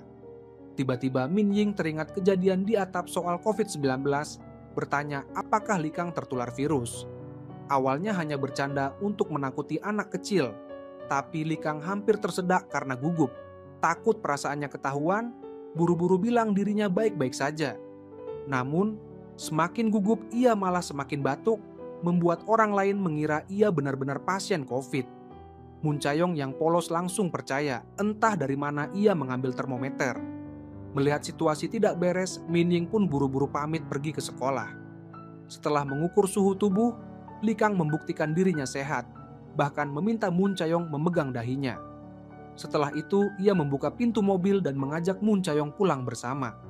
Moon Chayong dengan sopan menolak, bilang naik bus saja. Tapi Likang dengan nada cemburu berkata, kemarin kamu naik mobil Li Jun, bahkan dengan terang-terangan. Satu kalimat itu membuat Moon Chayong terdiam. Saat itu, bibi dapur menelepon, Moon Chayong pun langsung naik ke mobil. Di dalam mobil, ia dengan hati-hati menjelaskan bahwa kemarin ia sangat ragu-ragu naik mobil Li Jun. Likang pun senang, tanpa sadar tersenyum tipis. Kembali ke rumah sakit, melihat Moon Chayong berlari dengan gembira. Ia menoleh dan melihat burung bangau kertas yang ditinggalkan Moon Chayong di kursi. Teringat semua pengalaman bersama, Ia pun tersenyum. Secara tidak sadar mereka berdua sudah terikat satu sama lain. Di dapur, sepupu Li Jun dihukum menjadi relawan karena berkelahi. Sambil mengupas bawang ia menangis.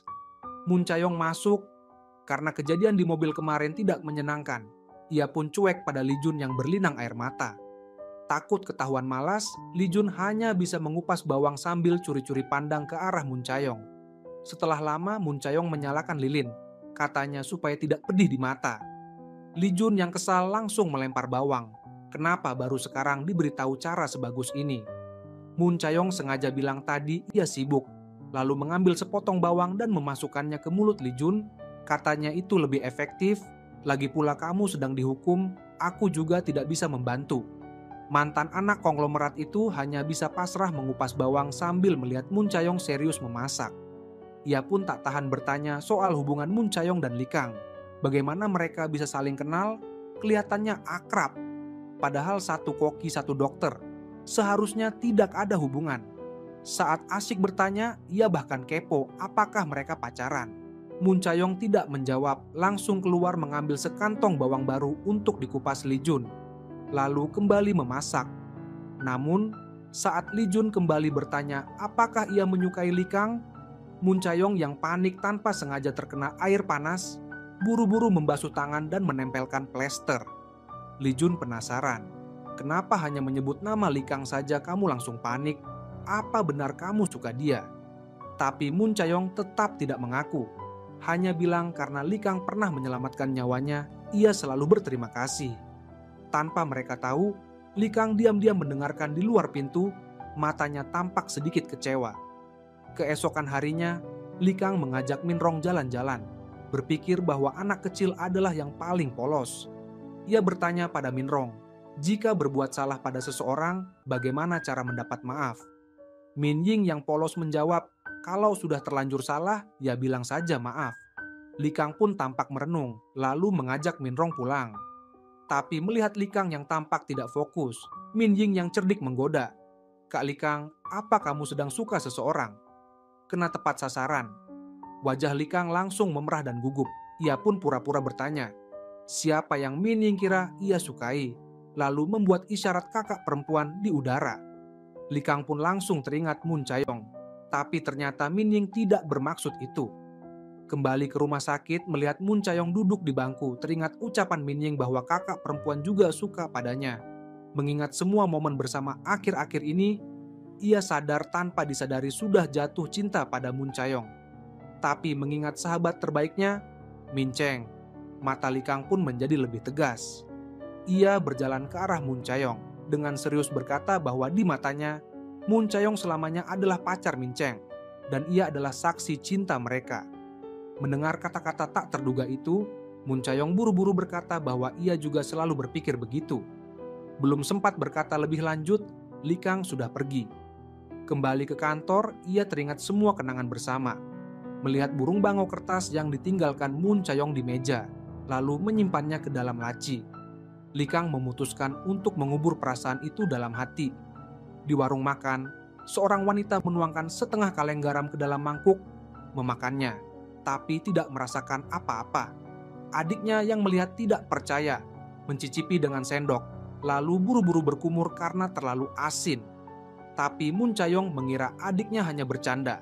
Katanya tidak asin sama sekali, bahkan tidak ada rasa. Ia pun menuangkan sisa setengah kaleng garam ke dalam mangkuk, membuat adiknya mengira sedang berhalusinasi. Ia pun mencoba lagi. Kali ini lebih asin, tapi Moon Chae-yong tetap tidak merasa apa-apa. Ada apa sebenarnya? Padahal sudah banyak garam. Kenapa tidak terasa asin? Tak peduli adiknya melarang, ia langsung mengambil sesendok garam dan memasukkannya ke mulut. Tetap tidak percaya. Sebanyak itu garam tapi tidak terasa asin sama sekali. Ia pun sadar bahwa dirinya kehilangan indera perasa. Ia pergi ke rumah sakit, menjalani pemeriksaan dengan alat medis. Hasilnya ternyata karena cedera otak, ia kehilangan indera perasa dan penciuman. Sebagai koki, Moon Chae-yong sangat sulit menerima kenyataan ini. Sementara adiknya yang biasanya cuek kini bersembunyi di sudut, sangat sedih melihat kakaknya yang terluka. Kembali ke pusat perawatan, Moon Chayong tetap menyiapkan bahan makanan untuk makan siang seperti biasa. Di sampingnya, Lee Jun yang sedang menjadi relawan tampak seperti sedang menggelitik lobak. Saat hendak kembali membahas hubungannya dengan Lee Kang, adik Moon Chayong masuk dengan marah, menegur kakaknya yang masih sempat-sempatnya mengupas lobak. Lalu menariknya pergi, katanya dokter tadi pasti bodoh. Lebih baik periksa ke rumah sakit lain. Tapi Moon Chayong ingin menyelesaikan makan siang dulu. Percakapan mereka didengar Lee Jun yang penasaran. Langsung bertanya, ada apa? Adik Moon Chayong yang belak-belakan langsung membocorkan penyakit kakaknya. Membuat Moon Chayong sangat frustasi menegur adiknya, apa kamu mau seluruh dunia tahu aib kakakmu? Keluar. Melihat Moon Chayong duduk sendirian di bangku, Lee Jun datang menghibur. Tapi kebetulan dilihat oleh Lee Kang. Melihat mereka duduk akrab, Lee Kang langsung cemburu, hendak mendekat, tapi kepala perawat melihat Lee Jun malas-malasan dan langsung memanggilnya untuk bekerja. Saat itu, seorang keluarga pasien sengaja mencari masalah dengan Moon Chayong karena dulu ia membongkar kebohongan mereka. Keluarga pasien itu bahkan ingin menyerang Moon Chayong, tapi Lee Kang dengan tegas melindungi. Keinginan untuk melindungi Moon Chayong kini semakin kuat, ia tidak akan membiarkan siapapun menyakitinya. Kembali ke dapur, tiba-tiba ada pasien yang meminta Moon Chayong membuatkan makanan. Karena hari ini adalah hari ulang tahun pernikahannya, ia ingin memberi kejutan untuk istrinya. Setelah persiapan panjang, masakan Moon Chayong penuh cita rasa dan cinta, membuat pasangan itu sangat terharu. Melihat pasangan bahagia itu, Moon Chayong pun merasa puas. Karena masakannya memang untuk membawa kebahagiaan bagi orang lain, itulah hal paling berharga yang ia pelajari dari seorang anak laki-laki sejak kecil. Setelah kehilangan indera perasa dan penciuman, teringat ucapan dokter bahwa kondisinya belum tentu bisa pulih. Hatinya pun dipenuhi kesedihan. Ia mencelupkan jari ke dalam saus, memasukkannya ke mulut, tetap tidak merasakan apa-apa. Membuat makanan lezat selalu menjadi motivasi terkuatnya. Tapi kini Tuhan justru mempermainkannya seperti ini. Sementara itu, Lee Kang belum tahu soal ini, ia membawa Min Rong kembali ke toko sandwich untuk makan bersama. Melihat Lee Kang yang makan dengan lahap namun penuh pikiran, Min Ying bertanya apakah dia sedang memikirkan sesuatu. Awalnya Lee Kang menggeleng, tapi kemudian mengangguk mengakui. Min Ying yang pengertian memberikan sandwich miliknya kepada Lee Kang, karena adiknya pernah berkata bahwa makan sandwich adalah hal yang paling membahagiakan. Jadi dia ingin membuat Lee Kang lebih bahagia. Lee Kang balik bertanya apakah Min Ying merasa dirinya tidak bahagia. Menurut Min Ying, Lee Kang tampan, seorang dokter dan sangat populer di kalangan perempuan. Ia teringat terakhir kali secara tidak sengaja membocorkan bahwa perawat di rumah sakit menyukai Lee Kang. Dan Min Ying berkata dirinya sempat dimarahi habis-habisan karena itu. Lee Kang sedikit terkejut. Ternyata kakak perempuan yang dimaksud Min Rong adalah perawat di rumah sakit, bukan Moon Chayong. Mengingat kata-kata yang pernah ia ucapkan pada Moon Chayong, ia merasa sangat tertekan dan menyesal. Kenapa waktu itu tidak mencari tahu lebih jelas? Ia juga merasa bersalah karena telah menyakiti Moon Chayong. Kembali ke kantor, ia tidak bisa menahan diri untuk terus mengingat kejadian malam itu. Membayangkan ekspresi Moon Chayong yang lemah namun tegar saat mendengar kata-katanya. Ia bertanya-tanya, bagaimana mungkin ia tega membiarkan Moon Chayong menanggung rasa sakit itu? Kini Lee Kang benar-benar tidak tahu harus berbuat apa. Sementara itu, Moon Chayong sedang mengajari seorang ibu-ibu asing memasak di dapur. Melihat Moon Chayong yang begitu telaten, Lee Kang yang mengintip dari luar sama sekali tidak menyadari kepala perawat datang menghampiri. Kepala perawat heran kenapa Lee Kang ada di sana. Lee Kang berbohong. Katanya ada pasien di kamar 303 yang alergi makanan. Jadi ia datang untuk memastikan. Namun kepala perawat malah terkejut karena pasien itu sudah meninggal 2 hari lalu. Lee Kang jadi makin canggung. Buru-buru bilang ia salah ingat. Lalu cepat-cepat pergi. Moon Chayong kembali mengambil bumbu dapur, mencium satu persatu, tapi tetap tidak merasakan apa-apa. Semakin dipikirkan, ia semakin sedih. Karena hanya memasak yang bisa membuatnya bahagia, tapi kini kebahagiaan satu-satunya itu pun diambil oleh Tuhan. Saat itu, ibu dapur kembali, ia sudah menemukan pengganti untuk pekerjaan dapur. Ibu dapur yang tidak tahu apa-apa meminta maaf karena selama ini selalu memaksa Mun Chayong bertahan di tempat kecil ini dan menyemangatinya untuk pergi ke tempat yang lebih besar agar bisa menunjukkan bakat memasaknya. Namun ia tidak menyadari tatapan sedih Mun Chayong. Sepulang kerja, Mun Chayong pergi ke pasar malam. Aneka jajanan yang menggugah selera membuatnya lapar. Ia berusaha keras mencium aroma di sana, tapi semuanya sia-sia. Dengan berat hati, ia hanya bisa kembali ke rumah sakit, menunggu Likang di tempat parkir. Ia ingin berpamitan dengannya. Malam itu, Likang pulang dari makan malam di rumah karena tidak ingin menutup pusat perawatan. Makan malam dengan neneknya pun berakhir tidak menyenangkan. Saat kembali ke rumah sakit, ia melihat Mun Chayong duduk di sana. Ternyata memang sengaja menunggunya. Namun, saat membuka mulut, Mun Chayong justru mengatakan bahwa ia akan pergi. Perpisahan yang tiba-tiba ini membuat Likang benar-benar tidak siap. Melihat Mun Chayong semakin menjauh, perasaan mengalahkan logika, ia buru-buru berlari mengejarnya dan menahan Mun Chayong. Namun, saat Mun Chayong bertanya dengan bingung, Likang tidak bisa menemukan alasan untuk menahannya. Tiba-tiba ia teringat sup mie gumpalan yang sering ia makan saat kecil dan meminta Mun Chayong memasakkannya untuknya. Padahal sudah hampir tengah malam, Mun Chayong merasa alasan Likang aneh, tapi tetap kembali ke dapur untuk memasakkan sup mie gumpalan terakhir untuknya. Mungkin setelah ia pergi, ini akan jadi pertemuan terakhir mereka. Likang melihat Mun Chayong yang sibuk di dapur, ia pun melepas jaket dan membantu. Tapi pikirannya hanya dipenuhi soal kepergian Mun Chayong. Hingga tanpa sengaja ia menumpahkan tepung ke seluruh tubuhnya.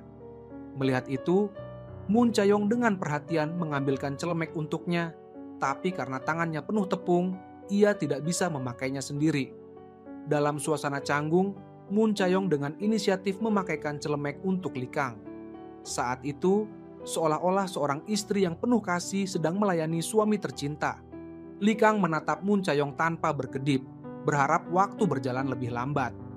Melihat Likang yang terus menatapnya, Mun Chayong jadi canggung dan menyuruhnya kembali ke kantor untuk beristirahat, nanti kalau sudah selesai akan dipanggil. Isyarat halus ini membuat Likang makin canggung, tapi ia tidak berniat pergi. Namun, ia malah tidak sengaja membuat panci masak berisik, merasa bersalah tapi tidak tahu harus berbuat apa. Padahal sangat ingin menahan Mun Chayong, tapi tak bisa mengucapkannya. Kebetulan ia melihat sebotol arak di dinding. Katanya arak bisa menambah keberanian, ia pun segera menenggak satu teguk besar, tapi tetap tidak tahu harus berkata apa. Akhirnya ia hanya bisa berkata, "Maaf," pada Mun Chayong. Mun Chayong tidak tahu kesalahan apa yang ia maksud. Suasana pun jadi canggung. Likang sudah minum 2 gelas arak tapi tetap tidak tahu harus berkata apa. Ia pun bertanya, apakah ada yang bisa ia bantu. Tak disangka, Mun Chayong berkata bahwa berdua saja di ruangan itu membuatnya tidak nyaman, menyuruh Likang segera kembali ke kantor. Penolakan halus ini mengingatkan Likang pada dirinya sendiri dulu. Dengan berat hati, ia pun pergi. Tapi saat sampai di pintu, tiba-tiba mendapat telepon bahwa paman nelayan yang sudah lama tidak dihubungi meninggal dunia secara mendadak. Ia teringat masa kecil. Paman itu memperlakukannya seperti anak sendiri. Setiap kali melaut selalu membawakan coklat. Tapi sejak keluar dari Guam, ia tidak pernah kembali, dan kini mereka sudah benar-benar berpisah selamanya. Likang yang hancur berlari ke tempat parkir, ia ingin mengantarkan paman untuk terakhir kalinya. Tapi karena terburu-buru, ia lupa mengambil kunci mobil. Saat hendak kembali, Mun Chayong mengejarnya dari belakang, membawa jaket dan kunci mobilnya. Ia langsung mengambil kunci dan bersiap mengemudi. Tapi karena jaraknya jauh dan Likang sudah minum arak, Mun Chayong pun menawarkan diri menjadi sopir pengganti dan mengantar Likang pulang. Seolah sudah ditakdirkan, mereka berdua akan kembali ke tempat pertama kali bertemu 20 tahun lalu. Di jalan aspal yang sepi, malam sudah larut. Likang mengenang masa kecil. Setiap kali paman pergi melaut selalu membawakan coklat kesukaannya. Tapi meski sudah berjanji akan segera kembali, ia sendiri tak pernah menepatinya. Kenangan indah selalu terasa singkat. Mun Chayong menyetir sepanjang malam, akhirnya tiba di depan rumah duka sebelum paman dimakamkan. Setelah turun dari mobil, Mun Chayong berkata akan pulang naik bus. Mereka pun berpisah. Namun, belum berjalan jauh, ia sadar datang terlalu terburu-buru, lupa membawa ponsel dan dompet, bahkan membawa kunci mobil Likang. Ia pun buru-buru kembali ke rumah duka, tapi tidak menemukan Likang dimanapun. Saat itu, Likang berdiri di depan foto mendiang paman, teringat janji mereka dulu, tapi sebelum ia sempat kembali, pamannya sudah pergi. Ia datang terlambat. Saat itu, keponakan paman memberikan barang peninggalan yang sengaja dititipkan untuk Likang, isinya satu kotak penuh coklat.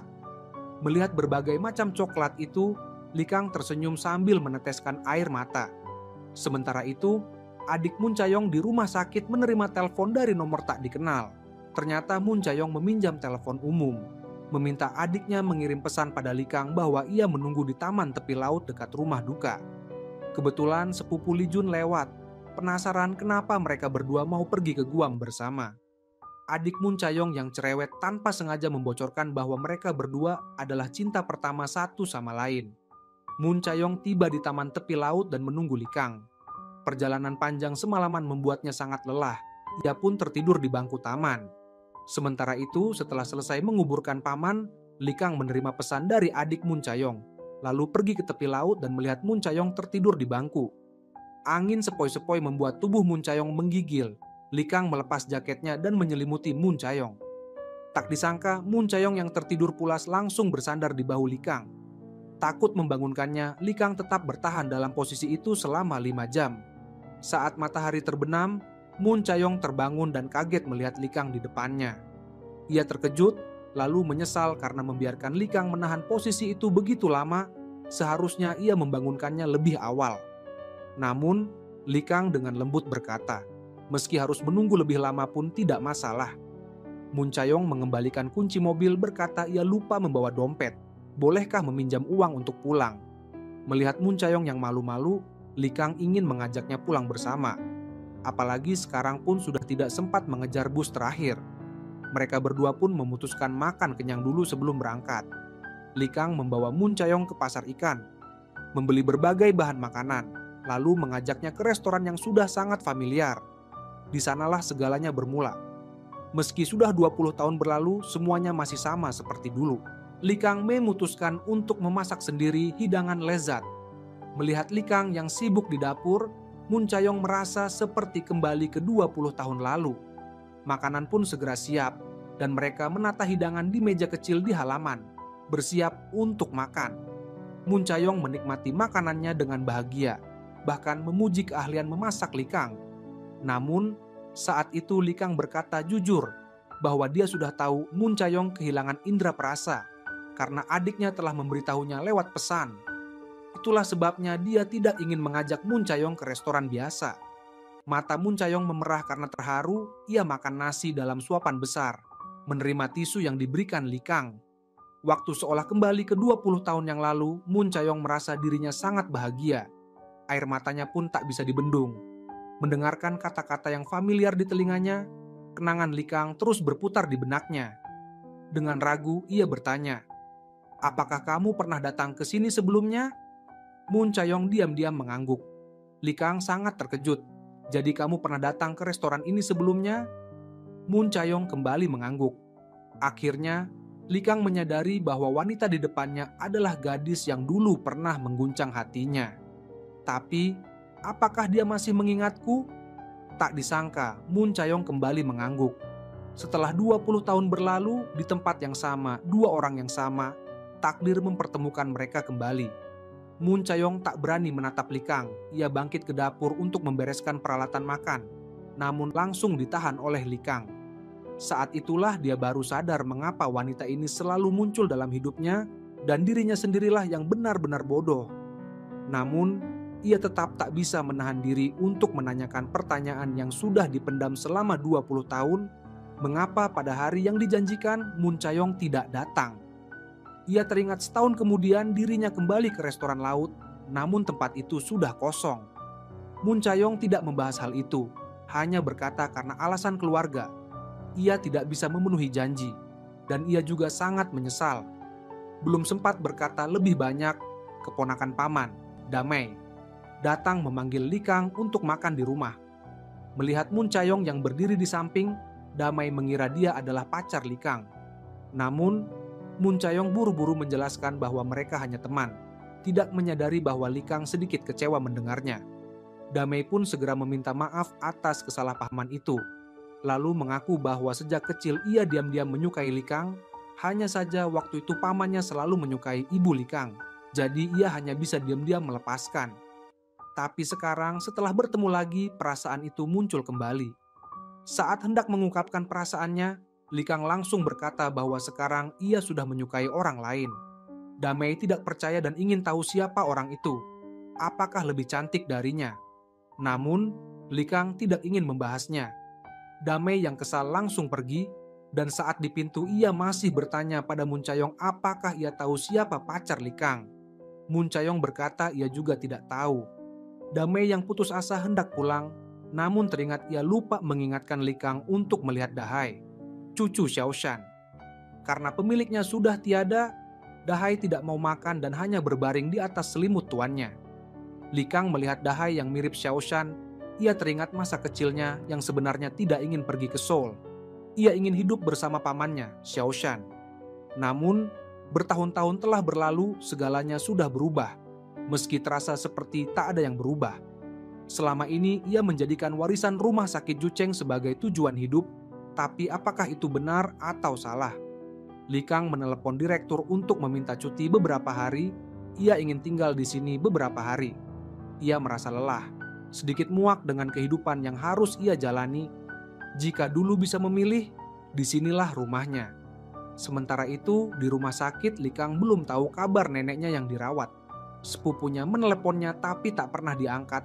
Ia pun memutuskan untuk pergi ke Guam, mencari Likang sendiri. Melihat Mun Chayong yang dengan penuh perhatian merawat Dahai, hati Likang yang beku perlahan mencair. Gadis yang berjuang keras dalam hidup ini selalu memberinya kehangatan dan kebahagiaan. Ia mulai meragukan hidupnya sendiri, apakah hidup hanya untuk memperebutkan warisan keluarga. Keesokan paginya, Likang bersiap mengajak Dahai jalan-jalan. Namun menemukan Dahai sudah terbaring tak bergerak. Mun Chayong yang pagi-pagi pergi belanja kembali dan melihat Likang memeluk Dahai, seolah mengerti apa yang terjadi. Mereka berdua pergi ke bukit untuk menguburkan Dahai, lalu berdoa bersama di kejauhan. Saat kembali ke rumah kecil, mereka bertemu sepupu yang datang jauh-jauh. Likang telah kehilangan ibunya, pamannya yang paling dekat, dan keturunan Xiao Shan yang ia anggap keluarga. Ia merasa ini bukan kehidupan yang ia inginkan, dan tak ingin kembali ke rumah yang dingin tanpa kehangatan. Sepupunya jarang melihat sisi lemah Likang, hatinya pun ikut sedih. Ia pergi sendirian ke tepi laut, lalu menerima pesan bahwa ibunya telah menjadi ketua dewan direksi keluarga. Meski bangga, ia tidak ingin menang dengan cara yang tidak terhormat. Sementara itu, Mun Chayong melihat Likang yang tertidur pulas, dengan penuh perhatian menyelimutinya. Ia pun memutuskan untuk tidak lagi terbelenggu oleh penyakitnya. Menghadapi bahan makanan yang sangat familiar, Mun Chayong tak lagi merasa takut. Hanya makanan yang dimasak dengan cinta yang bisa membuat orang paling bahagia. Saat senja, Likang yang terbangun pergi ke tepi laut mencari Mun Chayong. Mereka duduk berdampingan di tanah. Pria yang biasanya dingin itu justru mengaku sudah lama mencari Mun Chayong. Mereka seolah kembali ke 20 tahun lalu menjadi sangat akrab. Melihat laut yang luas, manusia tampak begitu kecil. Tiba-tiba Mun Chayong bertanya, "Kamu sudah sehari tidak makan, lapar tidak?" Likang tak lagi menyembunyikan perasaannya. Mun Chayong dengan senang berkata, "Kalau begitu, ayo makan." Kali ini giliran dia yang menyiapkan makanan lezat. Melihat Mun Chayong yang kini begitu dekat dengannya, hati Likang pun sangat bahagia. Ia teringat sahabat baiknya Min Cheng dan sadar bahwa ia sudah lelah terus-menerus menolak gadis yang sejak entah kapan telah menyentuh hatinya. Tanpa menyadari perubahan itu, Mun Chayong buru-buru bangkit hendak membukakan pintu untuk Likang. Namun langsung ditahan oleh Likang yang menggenggam pergelangan tangannya. Ia memutuskan untuk mengikuti kata hatinya mulai sekarang. "Bolehkah aku menyukaimu?" Likang datang ke ranjang neneknya, menyatakan bahwa ia tidak ingin terlibat dalam perebutan kekuasaan, ia hanya ingin hidup bahagia dan sederhana. Nenek yang selalu keras kepala sangat marah, menyuruhnya kembali ke Guam. Namun, Hal itu tidak menggoyahkan tekad Li Kang. Setelah pengalaman di Guam, ia akhirnya mengenal dirinya sendiri. Ia pergi ke dapur mencari Moon Chayong yang sedang sibuk, kali ini dengan lebih jujur mengungkapkan perasaannya. Meski Moon Chayong belum bisa menerima dirinya sekarang, ia tidak akan menyerah. Ungkapan cinta yang jujur membuat Moon Chayong sedikit malu, ia pun memasakkan makanan lezat untuk Li Kang. Mereka berdua seperti pasangan pengantin baru, suasana terasa sangat harmonis. Tiba-tiba seorang pria bertampang garang mengejar perawat dan masuk ke dapur belakang. Mereka saling kejar-mengejar, dan saat melihat Li Kang berdiri di depan, pria itu dengan sombong menyuruhnya minggir. Moon Chayong yang melihat kejadian tak terduga ini sedikit ketakutan. Menyadari hal itu, Li Kang yang awalnya tak ingin ribut melepas kacamatanya dan dengan tegas bertanya, "Kamu lihat apa?" Namun, detik berikutnya, di atap rumah sakit, Li Kang terduduk sambil menutupi wajah yang terluka. Moon Chayong dengan lembut memberikan kompres es untuk mengurangi bengkak, dan Li Kang pura-pura tidak apa-apa, mengatakan tidak sakit sama sekali, pukulannya seperti kapas. Namun, Moon Chayong tidak peduli dan langsung menempelkan kompres ke wajahnya. Ternyata pria itu adalah ayah perawat Bae, yang beberapa waktu lalu sempat masuk berita. Seorang kepala tim kriminal terkenal di kepolisian dijuluki anjing gila. Namun, Li Kang tetap merasa malu karena dipukul di depan orang yang ia sukai. Itulah sifat alami pria, selalu ingin tampil seperti pahlawan di depan orang yang disukai. Sementara itu, sepupu Li Kang yang sedang pusing dengan masalah keluarga memasak sendiri di tungku. Ia teringat saat pergi ke makam kakek bersama ayahnya, namun tetap tidak tega mengungkapkan rahasia besar itu. Karena suatu kebetulan, ia mengetahui bahwa ayahnya bukan anak kandung kakek, jadi sejak awal ia hanyalah alat nenek untuk menguji Li Kang, agar Li Kang menjadi pemimpin konglomerat. Li Kang pun menerima pesan dari sepupunya dan datang ke sana, merasa aneh dengan tingkah sepupunya. Ia juga heran mengapa sepupunya memberitahu nama sekutu yang justru menguntungkan dirinya. Ia teringat masa kecil saat Bibi sangat keras pada sepupunya. Bahkan jika hanya mendapat peringkat 2 di sekolah pun akan dipukul. Ia sendiri pernah membuatkan coklat khusus untuk sepupunya agar dia bahagia. Namun sepupunya tetap menjauhinya. Saat kecil, Li Kang tidak mengerti mengapa sepupunya begitu membencinya. Bahkan setelah dewasa, hubungan mereka tetap sulit dijelaskan. Sementara itu, Moon Chayong tiba-tiba mendapat alamat ibunya dari adiknya. Meski hatinya menolak, ia tetap tak tahan untuk menemui ibunya. Sampai di tujuan, ia baru tahu bahwa di sana juga ada seorang pria yang ditipu ibunya hingga bangkrut. Harapan terakhirnya pada sang ibu pun sirna. Dalam kesedihan, ia teringat pada Li Kang. Saat itu, Li Kang sedang mencari Bibi karena ia tahu grup keluarga berencana menutup pusat perawatan paliatif, dan ia ingin mencegah hal itu terjadi. Setelah menjemput Moon Chayong, mereka berjalan di tepi laut. Kali ini, Moon Chayong memutuskan untuk membuka hati dan menceritakan kisah hidupnya, tentang cinta pertamanya di masa kecil, tentang konflik keluarganya.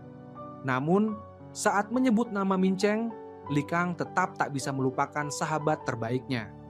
Tapi kali ini, meski demi Min Cheng, Li Kang tidak akan melepaskan tangan Moon Chayong lagi. Di kisah selanjutnya, hanya ada kamu dan aku. Dan cerita pun berakhir.